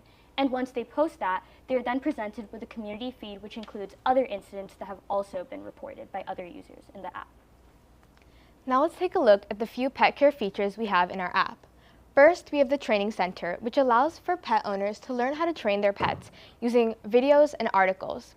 Second, we have the Pet Journal, which records pet care experiences using sentiment AI analysis. Next, we have the Reminders feature, which gives notifications straight from the app about any reminders for pet owners. Next, we have the Shopping Center, which is completely environmentally friendly and supports small businesses. And lastly, we have the Information Center, which provides environmentally friendly tips for pet owners. Now let's take a look at the community engagement in our app. The first feature that aligns with this community theme is the volunteering feature. In this feature, volunteering organizations are able to add volunteering opportunities for users who would be interested, especially animal enthusiasts. The other feature that aligns with this community theme is the Groups and Meetups feature. If you remember, our first persona, Richard, who's a newcomer to the neighborhood, would likely be able to explore a growing community. Therefore, this feature is perfect for him because he'd be able to join a group and hopefully form a community within that. Now let's take a look at the reach.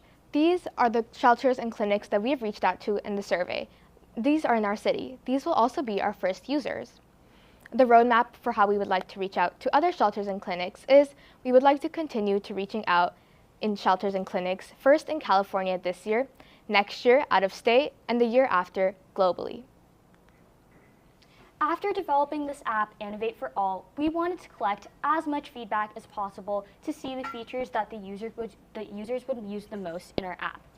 First, one user said that they would use the Groups feature the most because this would allow them to find pet owners locally. Another user said that they would use the Training Center the most because they would gain highly efficient training resources right at their fingertips, limiting the need to attend costly training facilities instead.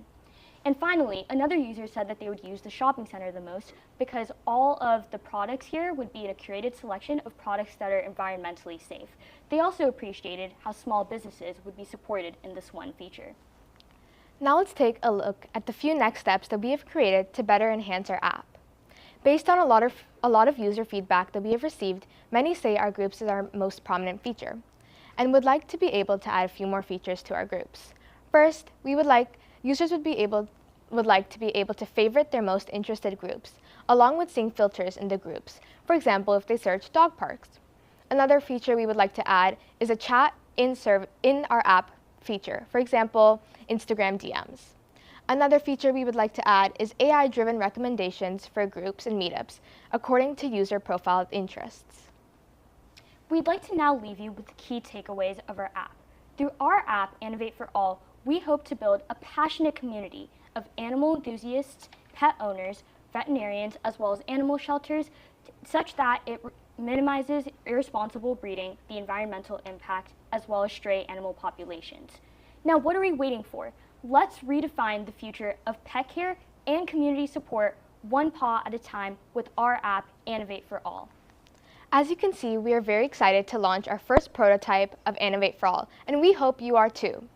So every pet owner and pet lover in this room listening to us today, We hope you will be among the first 1,000 users of our app, Innovate for All. Thank you.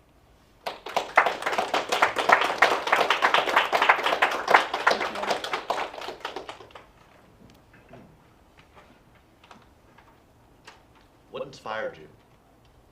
So we have many pet owners as well as animal enthusiasts around our community, and we've seen the issues that they've also faced while caring for their pets. So we wanted to make an impact by that, by making an app like this to hopefully solve all those issues and continue on growing on minimizing the environmental impact as well. Adding it onto Shriyanka, very recently actually a cat was in our neighborhood, and they had tried to call the animal shelters, but they were completely full, and we weren't able to feed the cat either, as the animal shelters said to go against it. So we want to stop these issues, and we want more pet-loving communities. Awesome. Couple of quick questions. What do you envision the app? Do you envision as a free app or an app with a cost to it? Yeah, so the app will be completely free for pet owners, animal shelters, and pet enthusiasts. But the way we would like to monetize our app is first with small businesses. We would like to give them a small subscription to add their products into the environmental shop. And along with this, we would like to take sponsors from vet clinics. Okay. And then have you thought at all about moderating the community? Yeah, we've thought about that. One of our next steps is incorporating AI in this feature so that can moderate appropriate behavior. And for an example, groups and meetups and any chatting that we plan on incorporating, kind of like, as Oriani said before, Instagram DMs, so incorporating AI such that it can monitor that.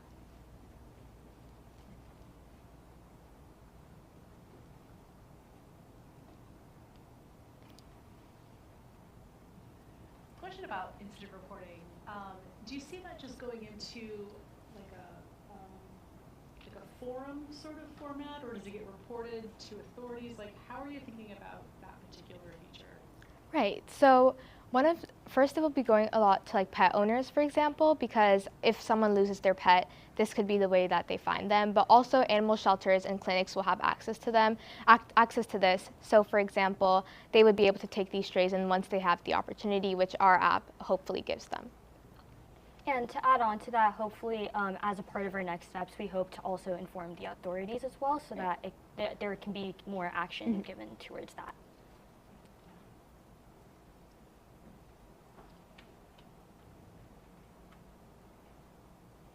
Any other questions? Okay, great job. Thank you.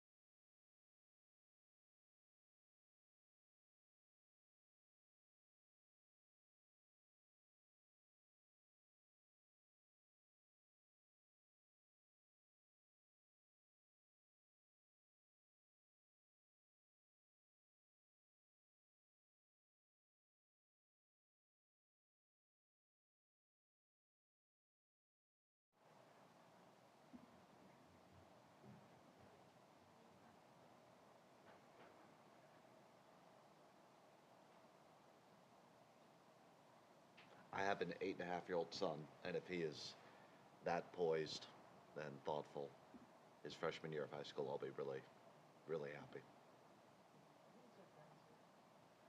He's really, really worried about artificial intelligence. That would be, I think that would be his issue, would be something about safety for AI.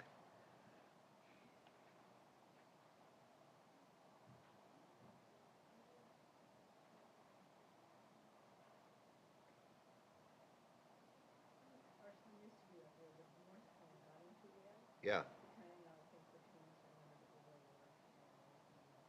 Well, I tell Alexander that humans have done such a bad job of taking care of one another. So we'll just wait a second for the judge to get here.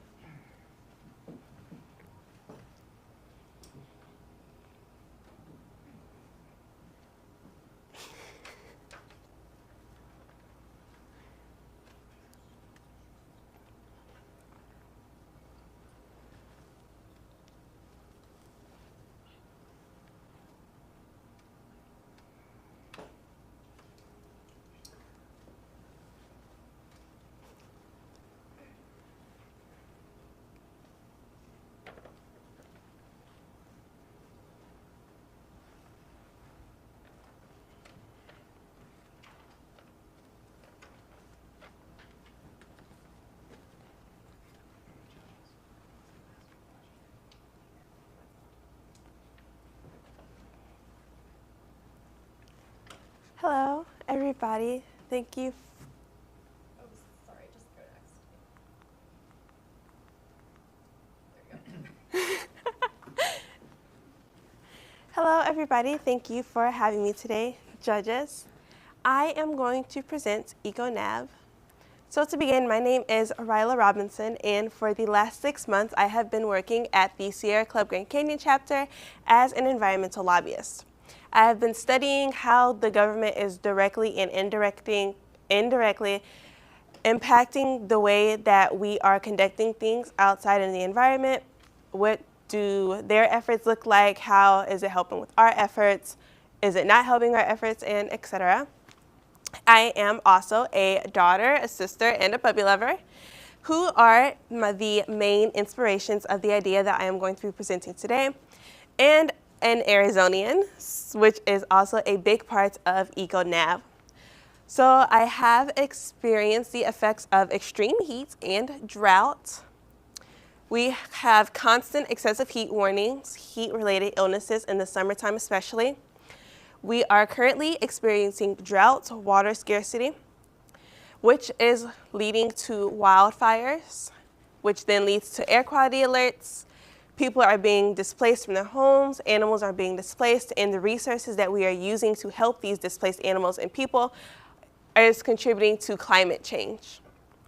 So to be a little more specific, in this first photo right here, we have a picture of Arizona, specifically the greater Phoenix area, where there is currently extreme heat. Normally it is hot in Arizona, as we all know, but an excessive heat warning, as we see down here, means that even by local standards, it is hot there. There is not enough tree coverage due to the wildfires that we are having. In 2023, there were nearly 200,000 wildfires, which is absolutely horrible. So a lot of land was being burned. We lost, I want to say, 42% of our tree coverage in Arizona, and there's already not a lot there. The extreme heat in combination with the drought and wildfires is leading to air quality warnings. People are having to stay indoors if you have asthma, because it is dangerous for you to be outside without inhaling it, causing more asthma attacks in people. And in the middle right there, we have some evidence from the Colorado River, where 6 cities in Arizona have currently declared water shortages, and the Colorado River, which is the main water source for Arizona, has cut off our water source about 6%, which, for those of you who do not know, means that there are now a lot of native reservations in Arizona who do not have access to clean drinking water, who do not have access to water to take care of their daily needs.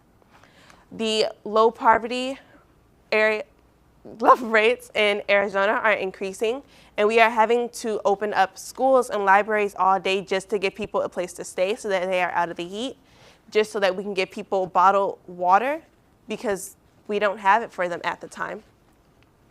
This inspired me to look globally to see, is this only Arizona? Who else is being impacted by this? Which I was fairly surprised to see that in 2022, in this picture right up here at the top, tree coverage was lost a lot. There was a lot in the northeastern and southern areas of America, but also a lot leading up to Alaska. I did not know they had fires in Alaska like that. Also in Canada, and a lot over there in Russia and China. These wildfires are releasing carbon monoxide into the air. Carbon monoxide by itself is not that big of a deal.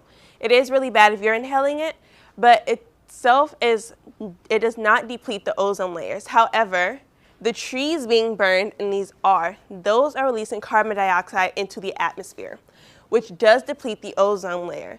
The carbon monoxide mixed with the carbon dioxide is causing an increase in greenhouse gas emissions. Currently, the United States of America, China, and Russia, and as well as India, have the leading cause of greenhouse gas emissions in 2023. These greenhouse gas emissions, are contributing to our extreme heat, which we have over here in the bottom right corner. The darker orange spaces is extreme, the red is severe, blue is mild, and yellow is pretty moderate. And right here we have our water crisis. As you can see, the upper areas of Africa have the worst water shortages right now. Please bear in mind that this is within the last year. So we are losing water significantly.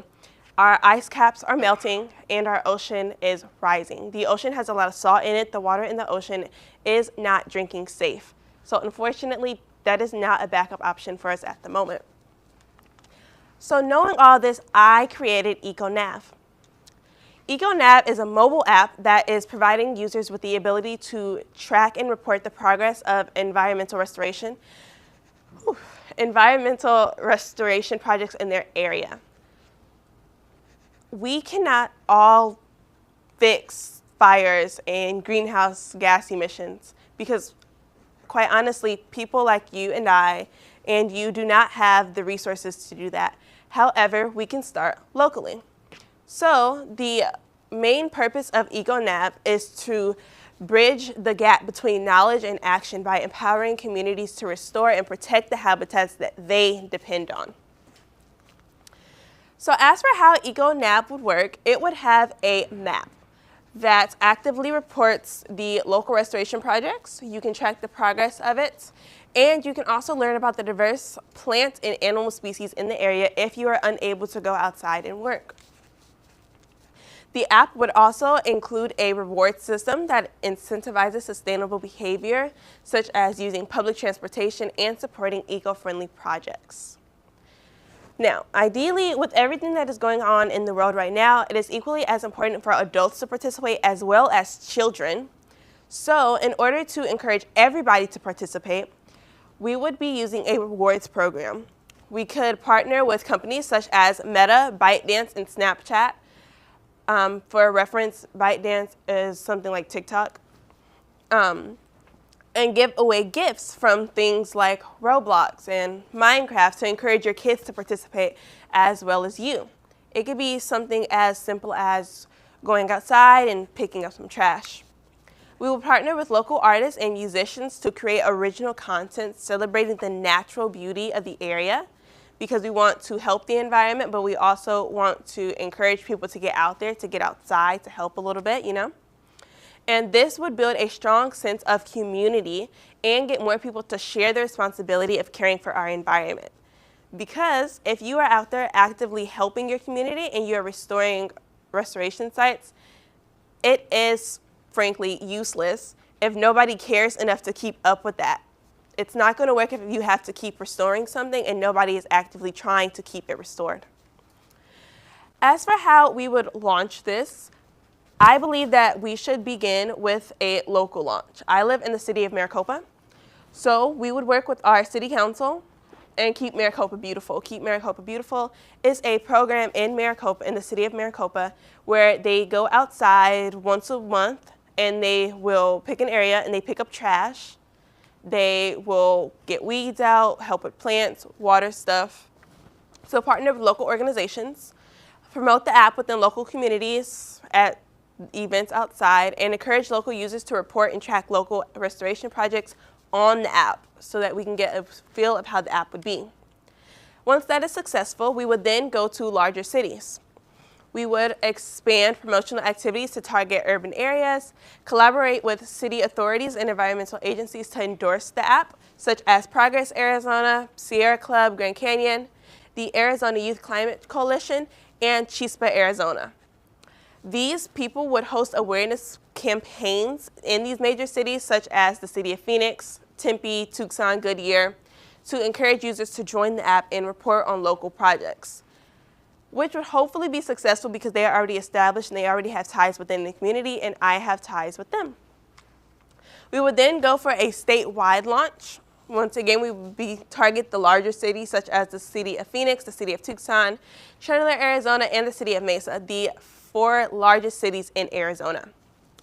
We would develop partnerships with these local businesses and organizations to promote the app statewide and host events. It could be something as simple as State Fair, where roughly 60% of Arizona attends. And that would lead to a nationwide launch. We would collaborate with national environmental organizations and government agencies, such as the Environmental Protection Agency, the National Oceanic and Atmospheric Administration, the Department of Agriculture, and the Department of Energy. This would be harder since they are larger organizations, but that is why we are starting on a statewide level, city level, local level to build up that recognition. And we would then engage in partnerships with these corporations and media outlets to promote the app. We would then go globally. We could translate the app into multiple languages to facilitate global use and forge partnerships with international environmental agencies such as the IUCN, the Intercontinental Climate Change, the GEF, and the UN Environments. We would utilize global media platforms and environmental summits to introduce the app to a global audience. There are similar ideas to what I am pitching to you guys today. All of the organizations that I have just named, excluding Back to the Native Reservation and the Community Wildlife Habitat, are all dedicated to a similar cause. However, instead of seeing these as competition or people that I would have to be better than, the goal would primarily be to work with these people because we all share the same earth. It's not about who can get the trash up better or who can stop pollution better, because there is no barrier between the states and the countries and the continents. We all share one earth. So we will actually be working with these people, and we will be drawing ideas from these people, and we could all pitch it together to be one idea, to be one solution, so that we can all work together because we all need it. As for the environmental impact and alignment of the app, I am aware that the apps that we use on our phone do contribute to greenhouse gas emissions, which would negatively impact the environment. So to combat this, or to mitigate it, I want to use renewable energy sources to create the app. I want to optimize the code of the app to help with energy efficiency and minimize the unnecessary data storage. And the reward system, which the app would use to not only draw people in, would also promote sustainable behavior, such as incentivizing the use of public transportation and the purchase of eco-friendly products, which means that we would also ideally be helping people to change small things in their daily lives. This is what the app would primarily look like. The purpose of EcoNav is to connect, protect, and restore. There would be a sign-in page. The middle picture right here is what the map feature would look like. You could click on point A or point B. If you want to go help them with some tree planting, you can. How many trees are you trying to put into your area? If you want to go remove plastic from your local river or just from the park, how is it going there? Is it all done? Do you want to go build birdhouses somewhere? You can go with some neighbors, friends, invite people. And if you are unable to get outside, as I said, Arizona was a big inspiration for me for this. In the summer right now, we are pushing 113 degrees outside. It's very hard to be outside for more than 10 minutes, less than that if you're not properly hydrated. So if you are unable to do that, you can simply just go on the app and learn about plants in your area. I am growing a stinging nettle seed, amazing for the environment right now, and it is a common plant in our area. It is not invasive. You can click on it, learn about it. How can you grow it? When is the best time to take care of it? How much sunlight does it need? How much water does it need? Will it help other plants out in the area? Also, that you can learn about it. And EcoNav is an amazing app. I would like to promote it because it's my app and I created it with the help of my parents and my brothers and friends. However, not everybody has access to apps. Not everybody wants to download an app, and you don't have to. I would love to promote it, but I would also love to, I'm doing this for the environment. So if you don't want to use the app, if it would be easier to just do some things on your own, if it's too hard for our younger generations or our older generations to use an app because you have to figure it out, we have calls for actions for you. You can reduce, reuse, and recycle at home. You can start teaching your kids young. You can conserve water, turn off the sink when you're not using it, make sure nothing is dripping. You can save energy by turning off lights and unplugging electronics when you are not using them, and that will help with your bills. That's a bonus. You can go outside and plant trees. You can start trees indoors and then just donate them to your local libraries or your local schools. Sustainable transportation such as walking, biking, and carpooling, and supporting your local produce. This is all amazing things to do, and I would absolutely love to do it with you guys, so I would love if you supported it. And with that, I am open for any questions.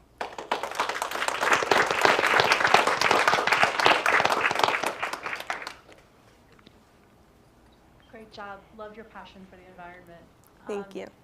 Can you tell us a little bit about how you plan on funding and running the app? Yes. So the organizations that I have put into here, Sierra Club, Chispa, Arizona, the City of Maricopa, I have been working with these organizations for a while now. Sierra Club and Chispa only for 6 months, but the City of Maricopa I have been working with since I was 13. So building connections with these organizations and these cities was absolutely a crucial part of this. And also going through and creating nonprofits was a big part of this. And where I live, it will not be the same thing for every place, which is why we plan to enlist a lot of help from local organizations.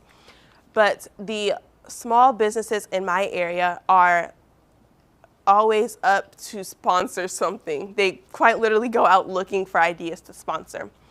So we will use these local businesses to sponsor things. It could be something as simple as events. We can have somebody help us sponsor the app. They can sponsor the trees to plant, or like simple things like water bottles. It doesn't have to be a lot. They could also just do something behind the doors if they wanted to. I would be open to any options from them. And we would use their funding to get the app started. I would start it off by myself first using the nonprofit and just getting a loan from the bank, putting that into a trust, starting from there, and then going out, getting these sponsors. And eventually, once we get to a national level, the hope would be that we gain enough national interest in it that people want to donate to it. Thank you.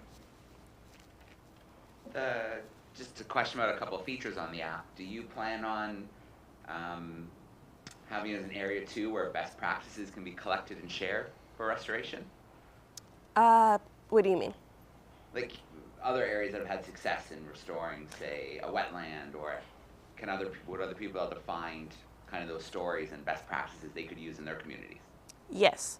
So ideally on the app, there would be a help section on there where you can go through and read different articles. If we do not have it, then I am positive that somebody else has it, so I could probably include links in the app so that you can go to it and see what other people are doing, what has helped the best. And for that specifically, the city of Phoenix in Arizona has a heavily vested interest in this. So you can actually go onto their website, as well as a few of the organizations that I have included in here that I did include photos from. They, like the Tonto National Forest Group, they have programs set up so that you can go there and learn about things, and you can actually sign up for it, and they will go out there and they will teach you how to do it. And then I noticed on one of the screens you shared, you had kind of project. There's tree planting here, or maybe there's a river cleanup here. Yes. Do you think it could be used as well to identify areas maybe being ignored or in need of a project or someone to step in? Yes. So unfortunately, the app would be solely based on people, on public engagement, people who are going onto the app to start projects. But I would begin myself. I personally don't believe that you can start something and not do it yourself first. That's what the whole point of it is.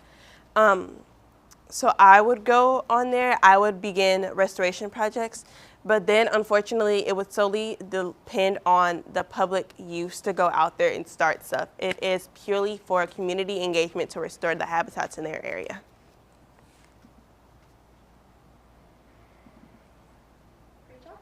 Congratulations. Thank you. All right, everyone, we're going to take another quick 10-minute break. Feel free to grab a drink, snack, stretch your legs, use the restroom. I hope everyone's hanging in there. We've got 2 more presentations left before we wrap up today. So, I can get you unmiked over here.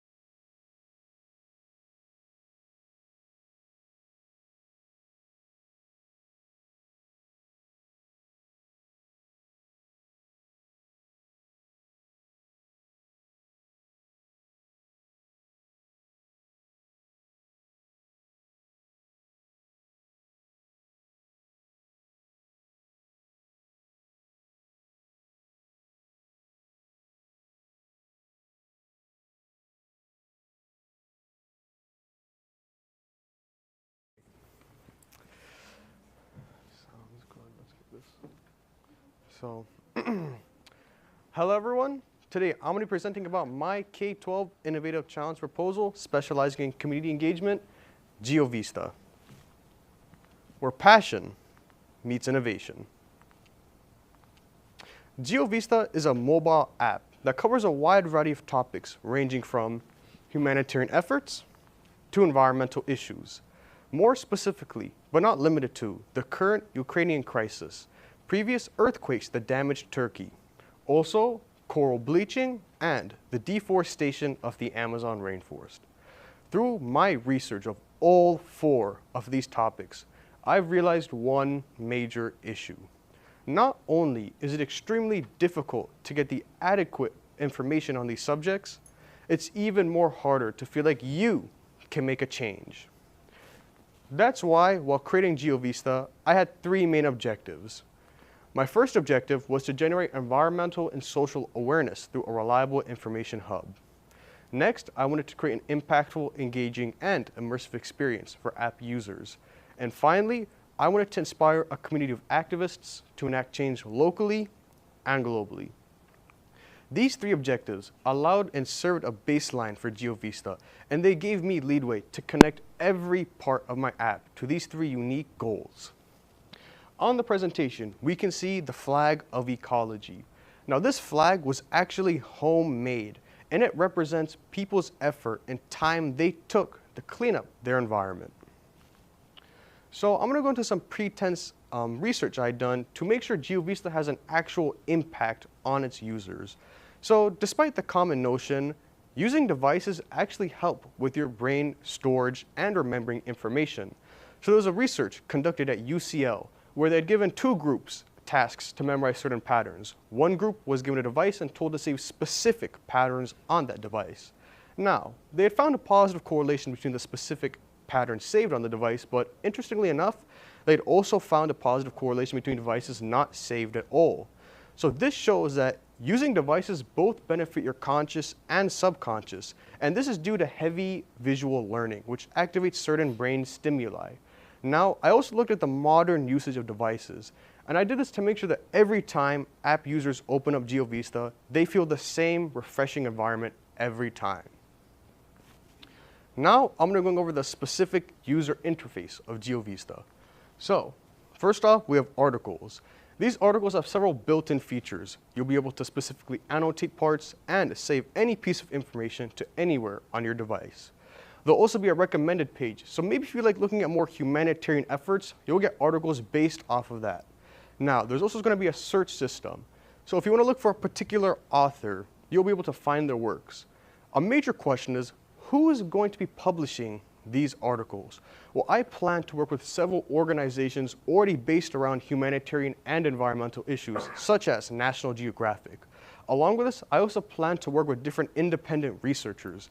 This way, I'll be able to bring lots of new and unique information to GeoVista constantly. Now, inside of these simulations, there's going to be several activities. So from these articles, you'll be able to access videos and simulations, which offer a more hands-on version of versus maybe reading an article. And you'll actually be able to bring these simulations inside of virtual reality. And along with this, I also plan to facilitate in-person connection through working with different eco-friendly businesses, and also from the chat feature. These chats are invite only, so you can invite the people who really matter to you. And along with this, there's going to be no member limits. So maybe you can invite just your whole family or your whole neighborhood. And along with this, there's going to be no file limitations. So you'll be able to include a 20-minute video or maybe 10 images so you can properly convey your points. Now, I'm going to go over some environmental awareness. And this is really where GeoVista shines. So when we think about our phones, we don't really leave our phone around. We don't really create litter with our device. And GeoVista expands on this through education. It's going to teach individuals about how they can lower their carbon footprint. And there'll be different articles going over 10 daily steps you can do directly from your home, which will be able to help the environment. Now, I'm going to be going over a unique feature a little bit more, the simulations. So imagine swimming through a coral reef, seeing all of these unique structures and fish, living out all the oceanic dreams you've ever dreamt of. And as you're starting to go through this simulation, you're noticing something's wrong. The structures are losing their color, there's less fish, and the simulation is going to be telling you what's happening. What is coral bleaching? How does it happen?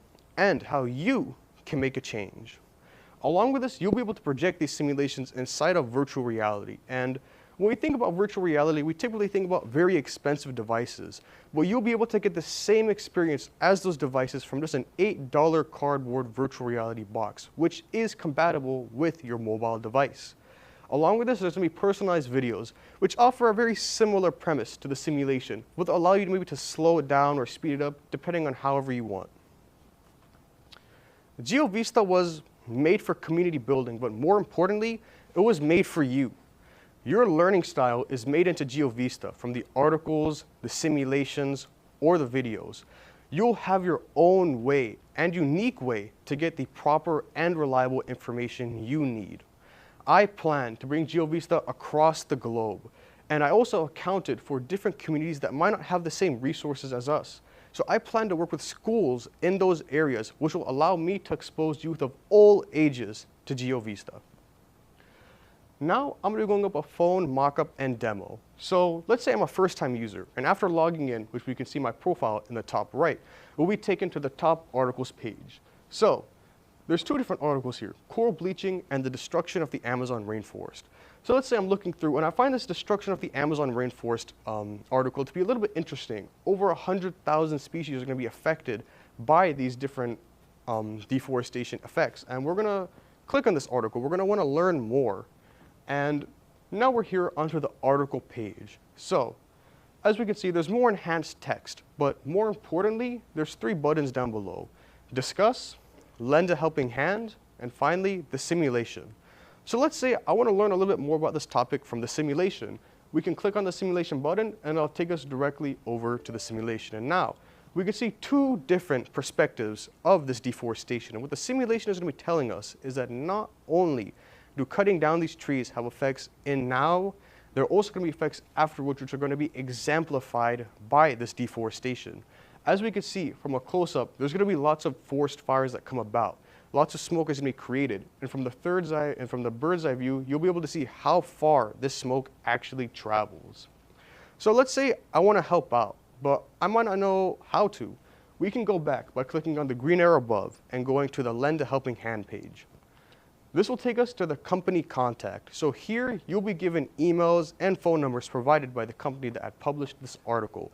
So you'll be able to reach out and ask in any way in which you'll be able to help, whether from volunteering or if you want to help out monetarily. There'll also be external links, like such as GoFundMe pages, where you'll be able to easily do that.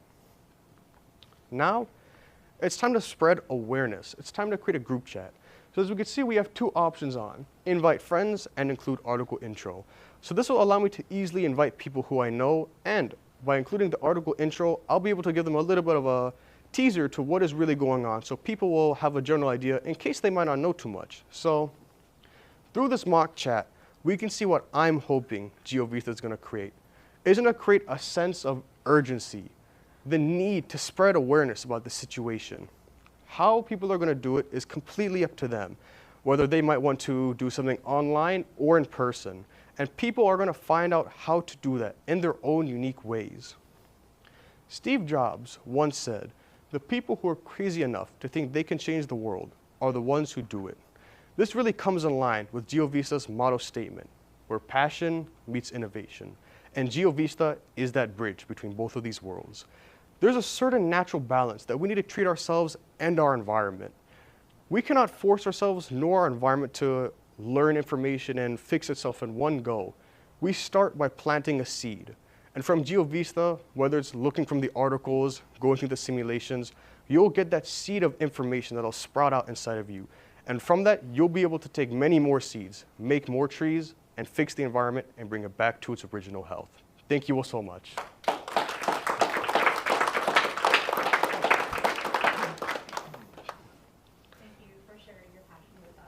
Thank you so much.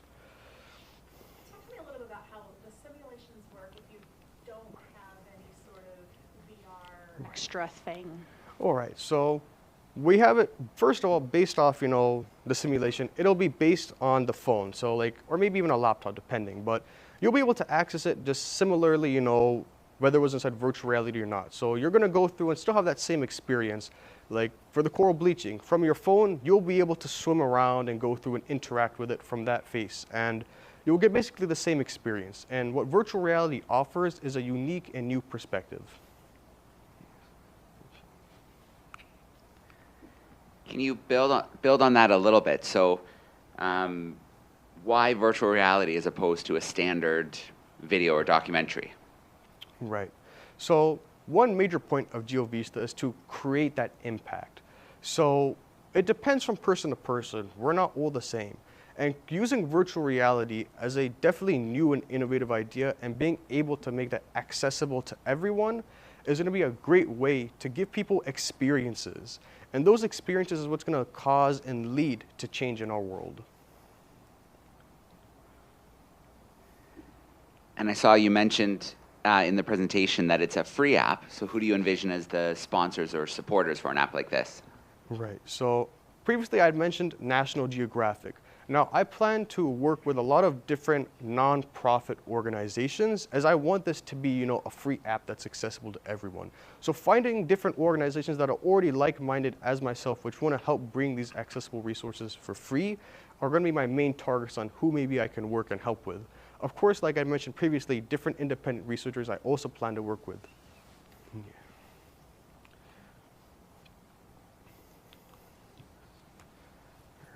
One more question. Yes. How do you plan to build these simulations? All right, so there's a lot of different interfaces that already exist, how I made this app. There's, different already UIs that exist where you'll be able to build these simulations. Now there's two ways which I can look at it.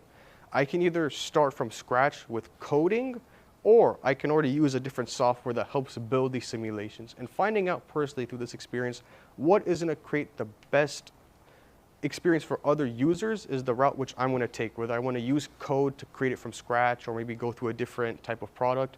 And the way it's looking at, I want to start from scratch because I want it to be unique and I want to build it so I know what I'm putting in is going to be full-heartedly my effort. Thank you so much. All right. Congratulations.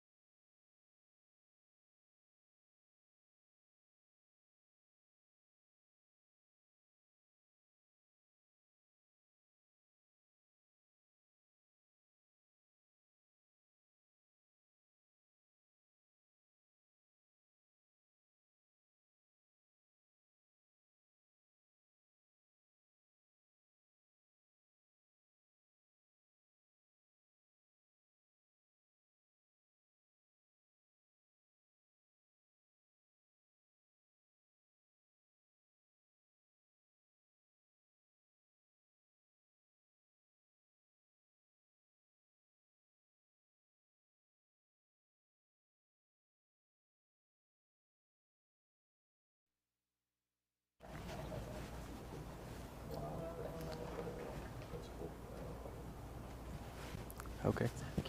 So I just tell you guys when I'm ready, and then I press this? Okay. Okay, got it.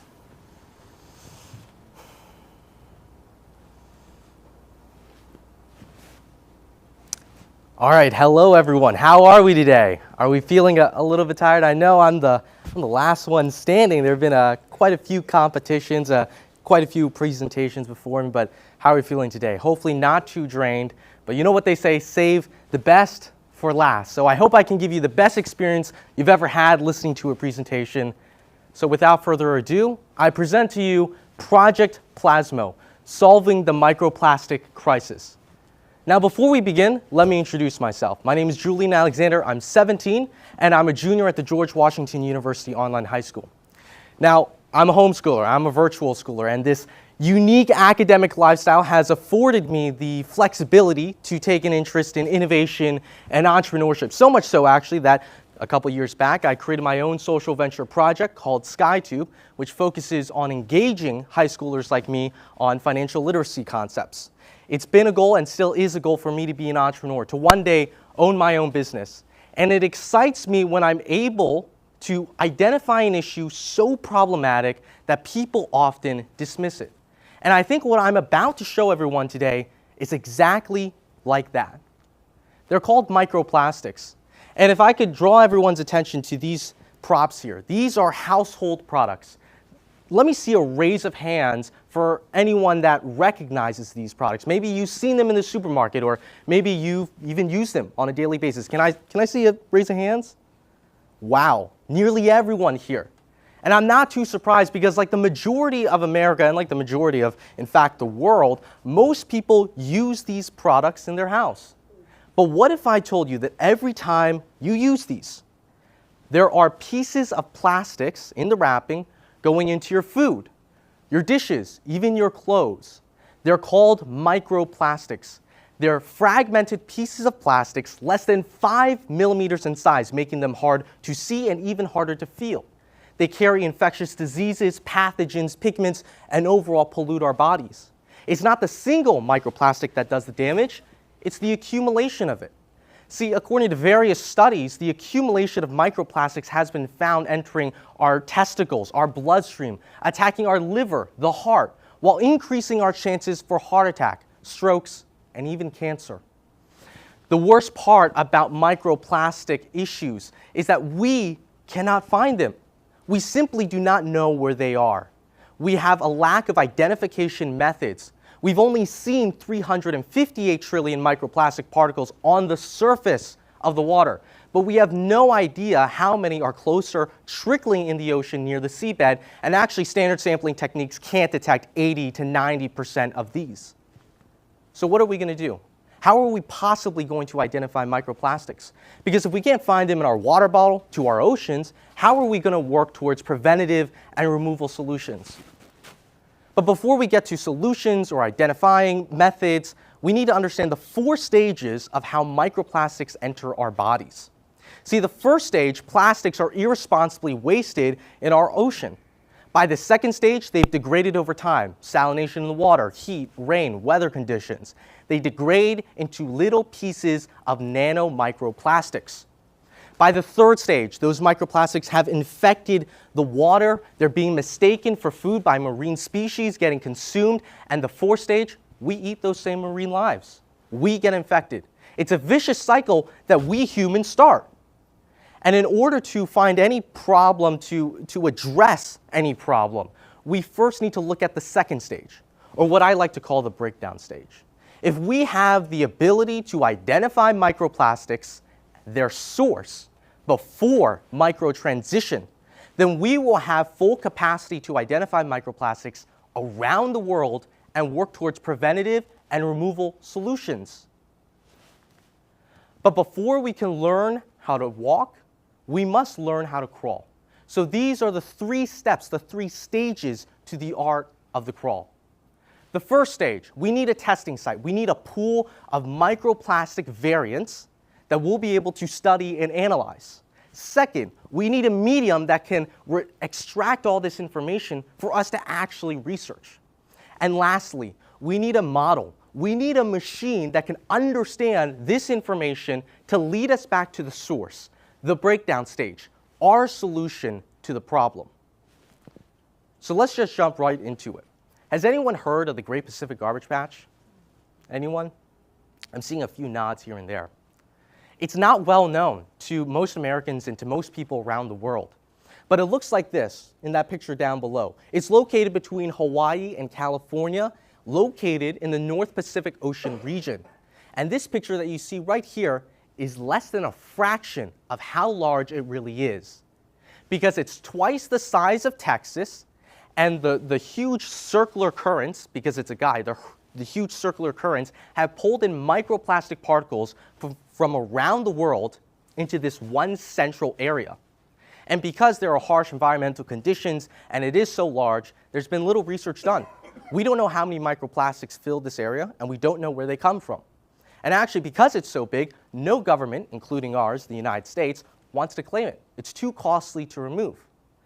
But this is a benefit for this project, for our mission. This is perfect, because with a lack of government oversight and regulation, we are able to do the necessary work that needs to be done to learn more about what microplastics do and how they come from. See, utilizing the next generation of drone technology, we will be able to, number one, surveil the GPGP testing site to get more information on how many microplastics are actually there. We'll be able to coordinate a map of the environmental conditions as well as detect microplastics on the surface. This is just unmanned aerial vehicles attached with LiDAR technology alone. With unmanned surface vehicles with marine LiDAR technology, we can collect plastic and microplastic samples to get more information on where they come from. We'll create a map for those neighboring coastlines around Hawaii and California, as well as detect any microplastics or plastics under the water. I've identified two models that I think fit perfectly with this project. UAV model CW25, which is an industrial inspection drone, and USV model CDV1, which is an industrial cleaning drone. So we have the means. We have a testing pool that's large enough, that has microplastics from around the world. And then we have UAVs and USVs, technical and advanced enough to extract all this information for us. Now we just need a model, a machine that can understand everything to lead us back to the breakdown stage. Let me introduce you to a convolutional neural network. It's artificial intelligence. Now, I know you've heard of AI, probably a lot within this competition. ChatGPT this, ChatGPT. It's not ChatGPT. It's a new subset of artificial intelligence that's more technical than any large language model out there. It specializes in image analysis through multiple processing layers. And just like any artificial intelligence, it trains itself with each new data input. So the more information we can pull from our testing site, the more efficient and more accurate it will become over time.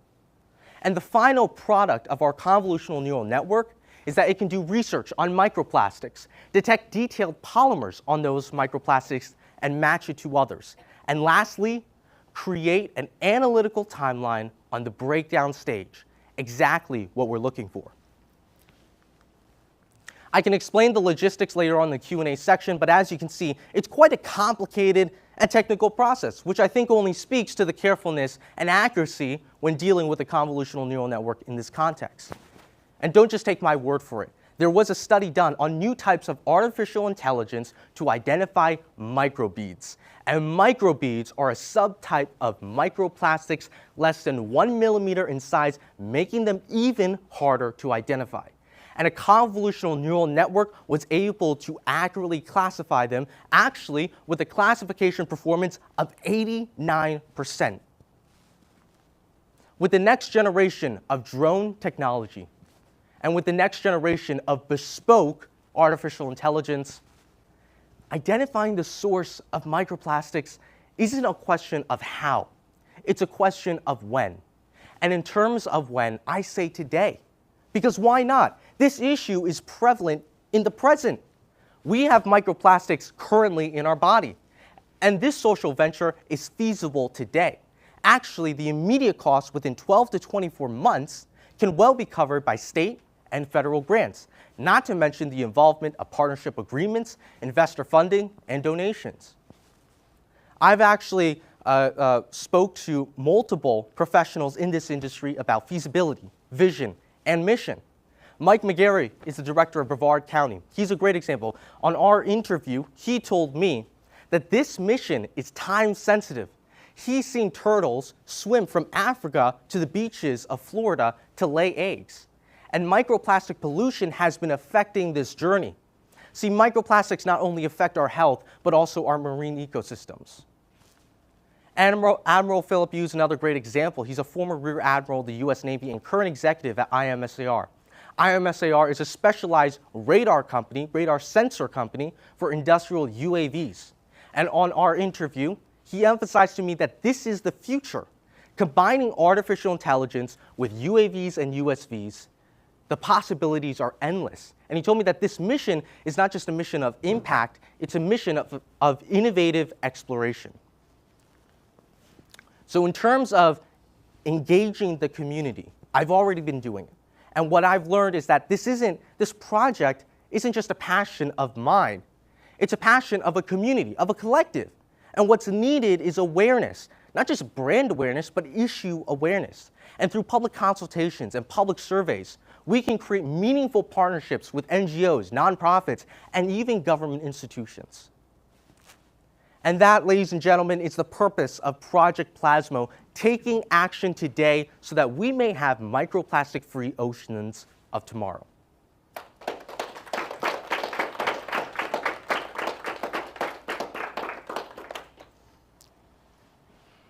Thank you for that. Every time I see the Pacific Garbage Patch pictures, it just kind of does something to your stomach.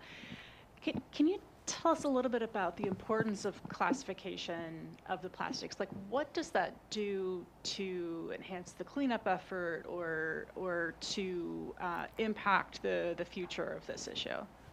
That's a great question. Well, let me just show you guys these. These are plastic straws. And in many states, most notably California, these plastic straws are banned.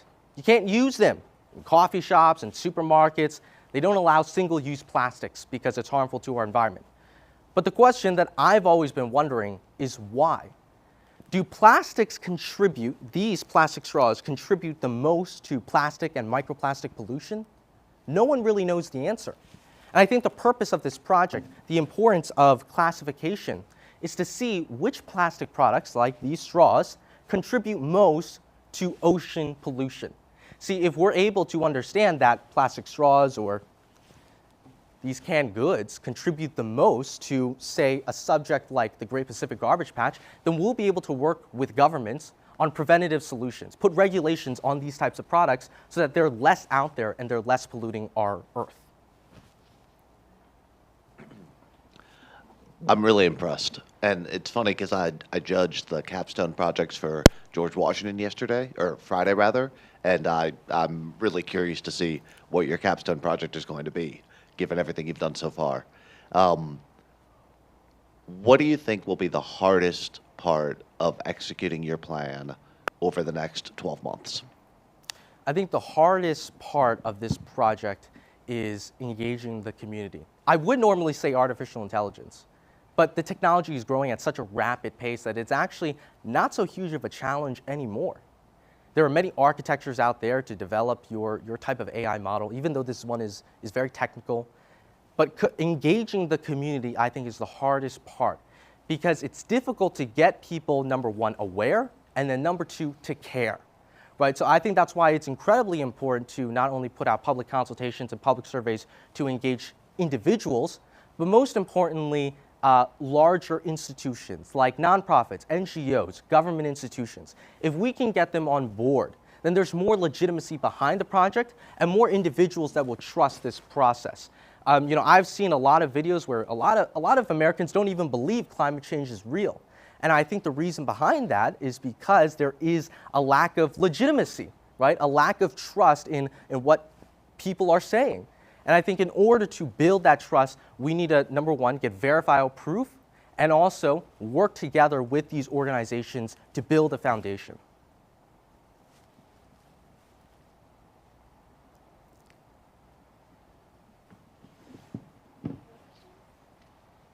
That was awesome. Thank you. Thank you.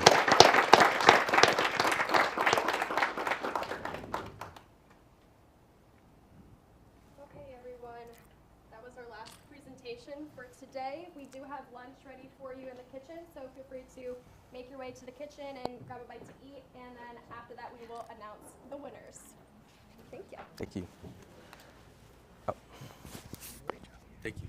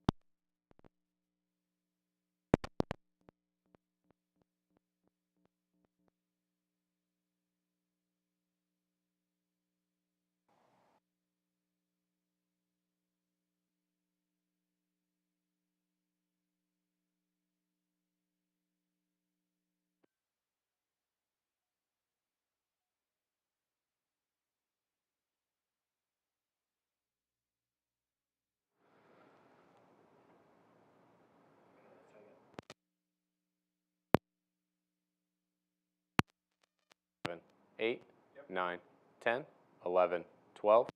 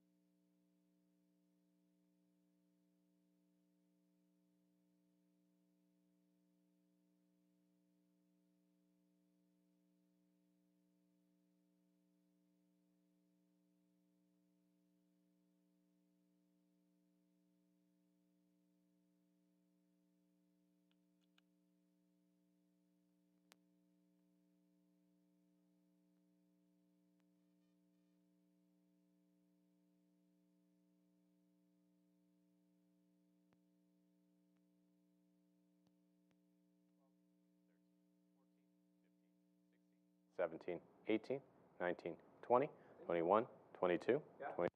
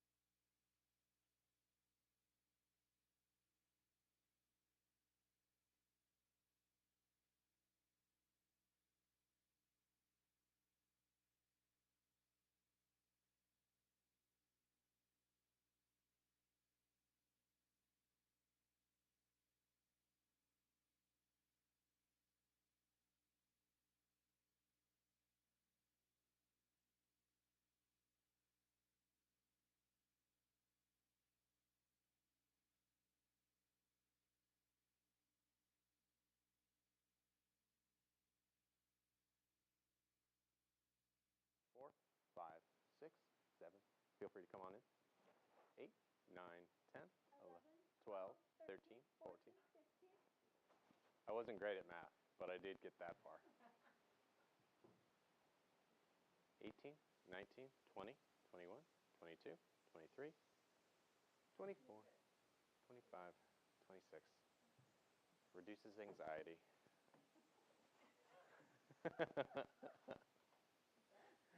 It does. 5, 4, 3, 2, 1. 1, 2, 3, 4, 5. Sawyer is shepherd, that's right. Well, he's not the only baby that I know that's named Sawyer either. Or, no, sorry. I know 2 Sawyers. Right, shepherd. Oh, not that well, obviously.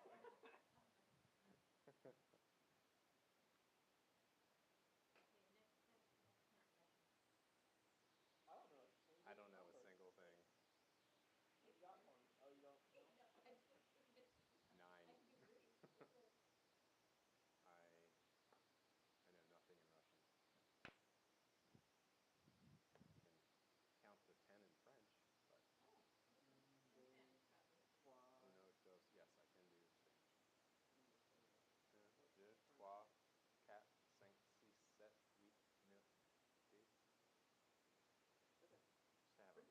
10. Just to have a better accent. I don't believe you. Is David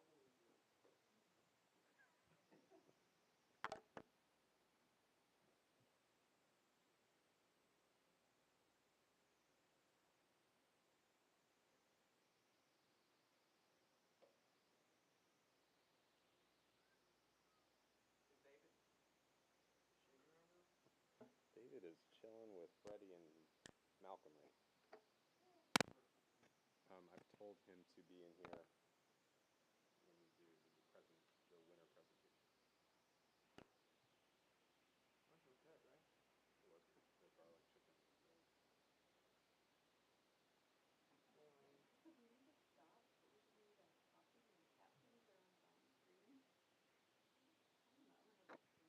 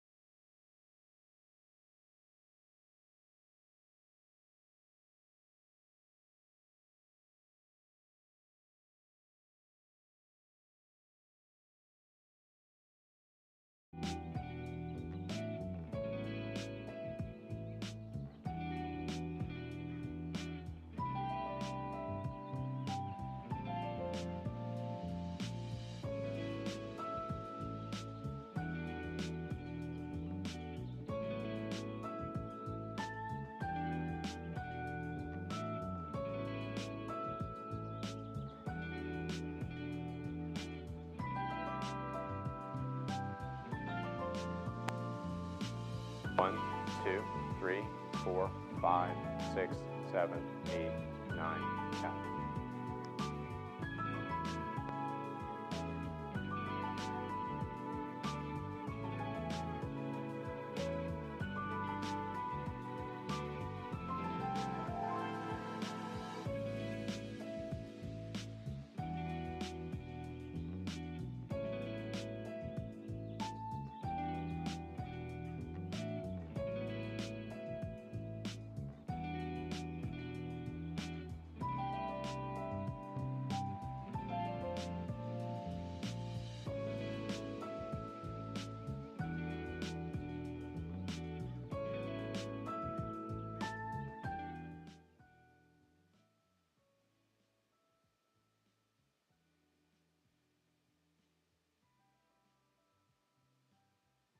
Three, 4, 5, 6, 7, 8, 9, 10.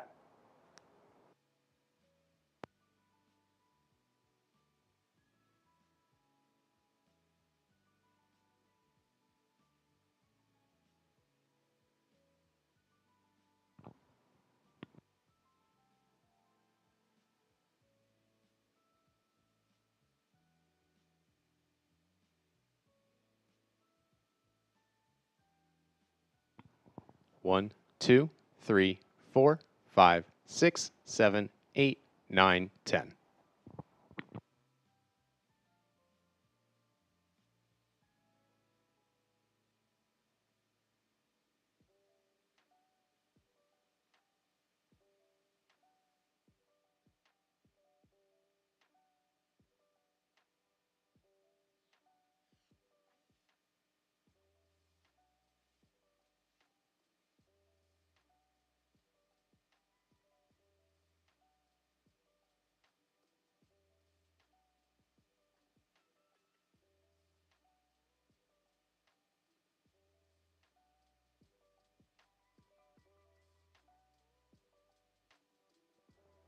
One, 2, 3, 4, 5, 6, 7, 8, 9, 10.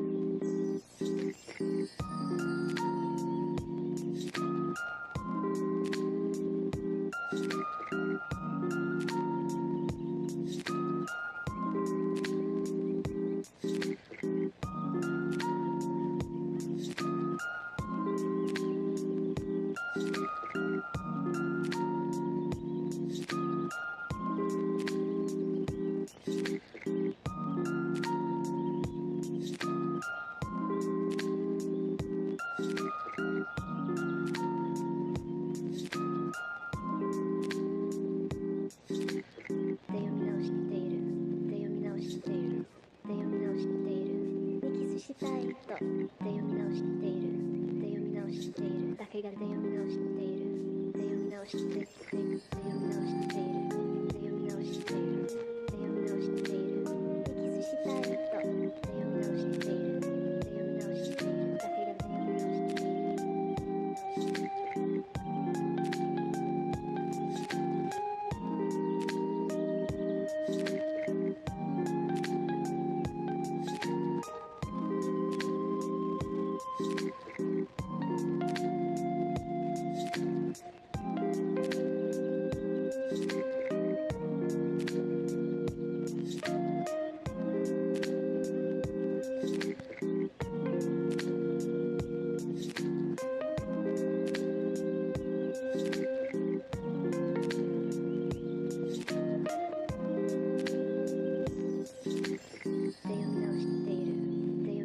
ているで読み直しているでキスしたい人で読み直しているで読み直しているだけがで読み直している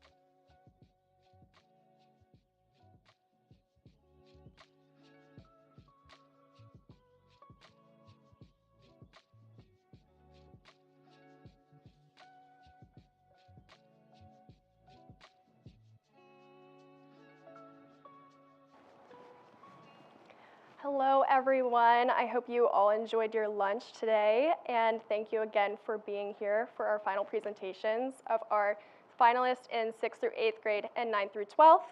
This is it, the moment we've all been waiting for all day. We're going to announce the winners here in just a second. Just quickly letting you all know, we will have a overall 6th through 8th grade finalist winner for today, an overall 9th through 12th grade finalist winner, and then we will also have a People's Choice winner in both 6th through 8th and 9th through 12th grade. So the votes are in, the judges have concluded their decision, and now we're excited to announce the winners today, beginning with our 6th through 8th grade People's Choice winner with 237 votes, Ileani.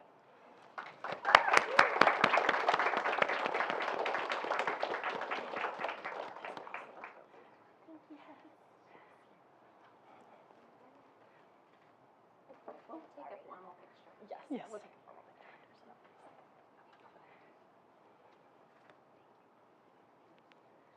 Great job. Good job, Ileani. Awesome. Up next, our 9th through 12th grade People's Choice winner with a total of 108 votes, Ion and Bisma.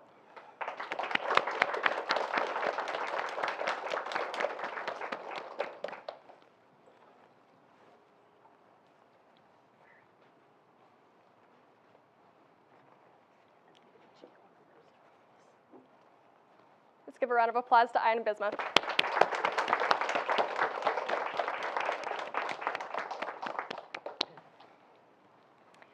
And now for our overall winners for this year's K12 Innovation Challenge.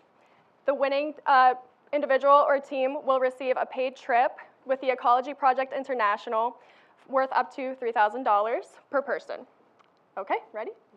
All right, our 6th through 8th grade winning team or individual, Ileani.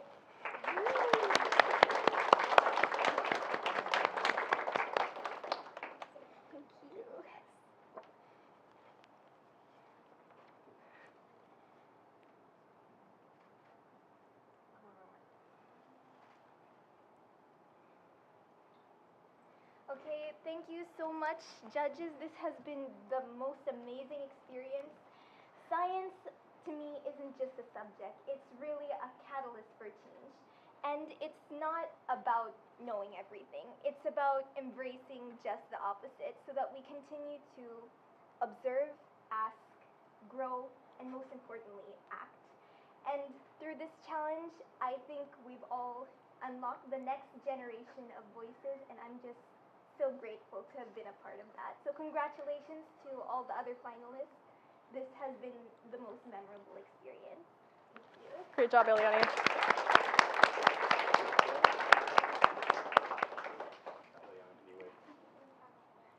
Last but not least, our 9th through 12th grade overall winner, Julian Alexander.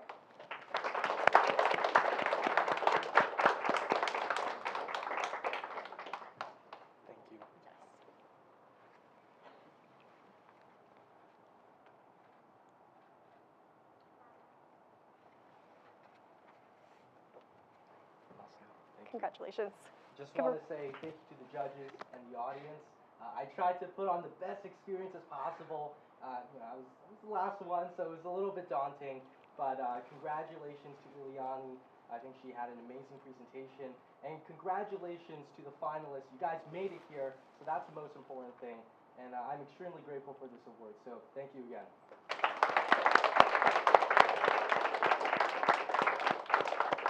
Great job to all of our finalists and students here today. You truly did a tremendous job with your presentations, and I know you put a lot of hard work and dedication into these proposals to better our environment. So we appreciate you all being here, and parents, family, friends, we appreciate your participation as well in this event. And thank you, judges. And then lastly, I forgot to mention our People's Choice winners will receive a Microsoft Surface Tablet Pro or iPad. So we'll be able to hand those out to you whenever you exit. And just quickly, before we wrap up, I want to let you all know we'll want to do a group photo with the winners. We'll walk you back and show you where that's at, but that's all we have for you all today, and I hope you have a great trip home back to wherever you're from, and we appreciate you traveling here today.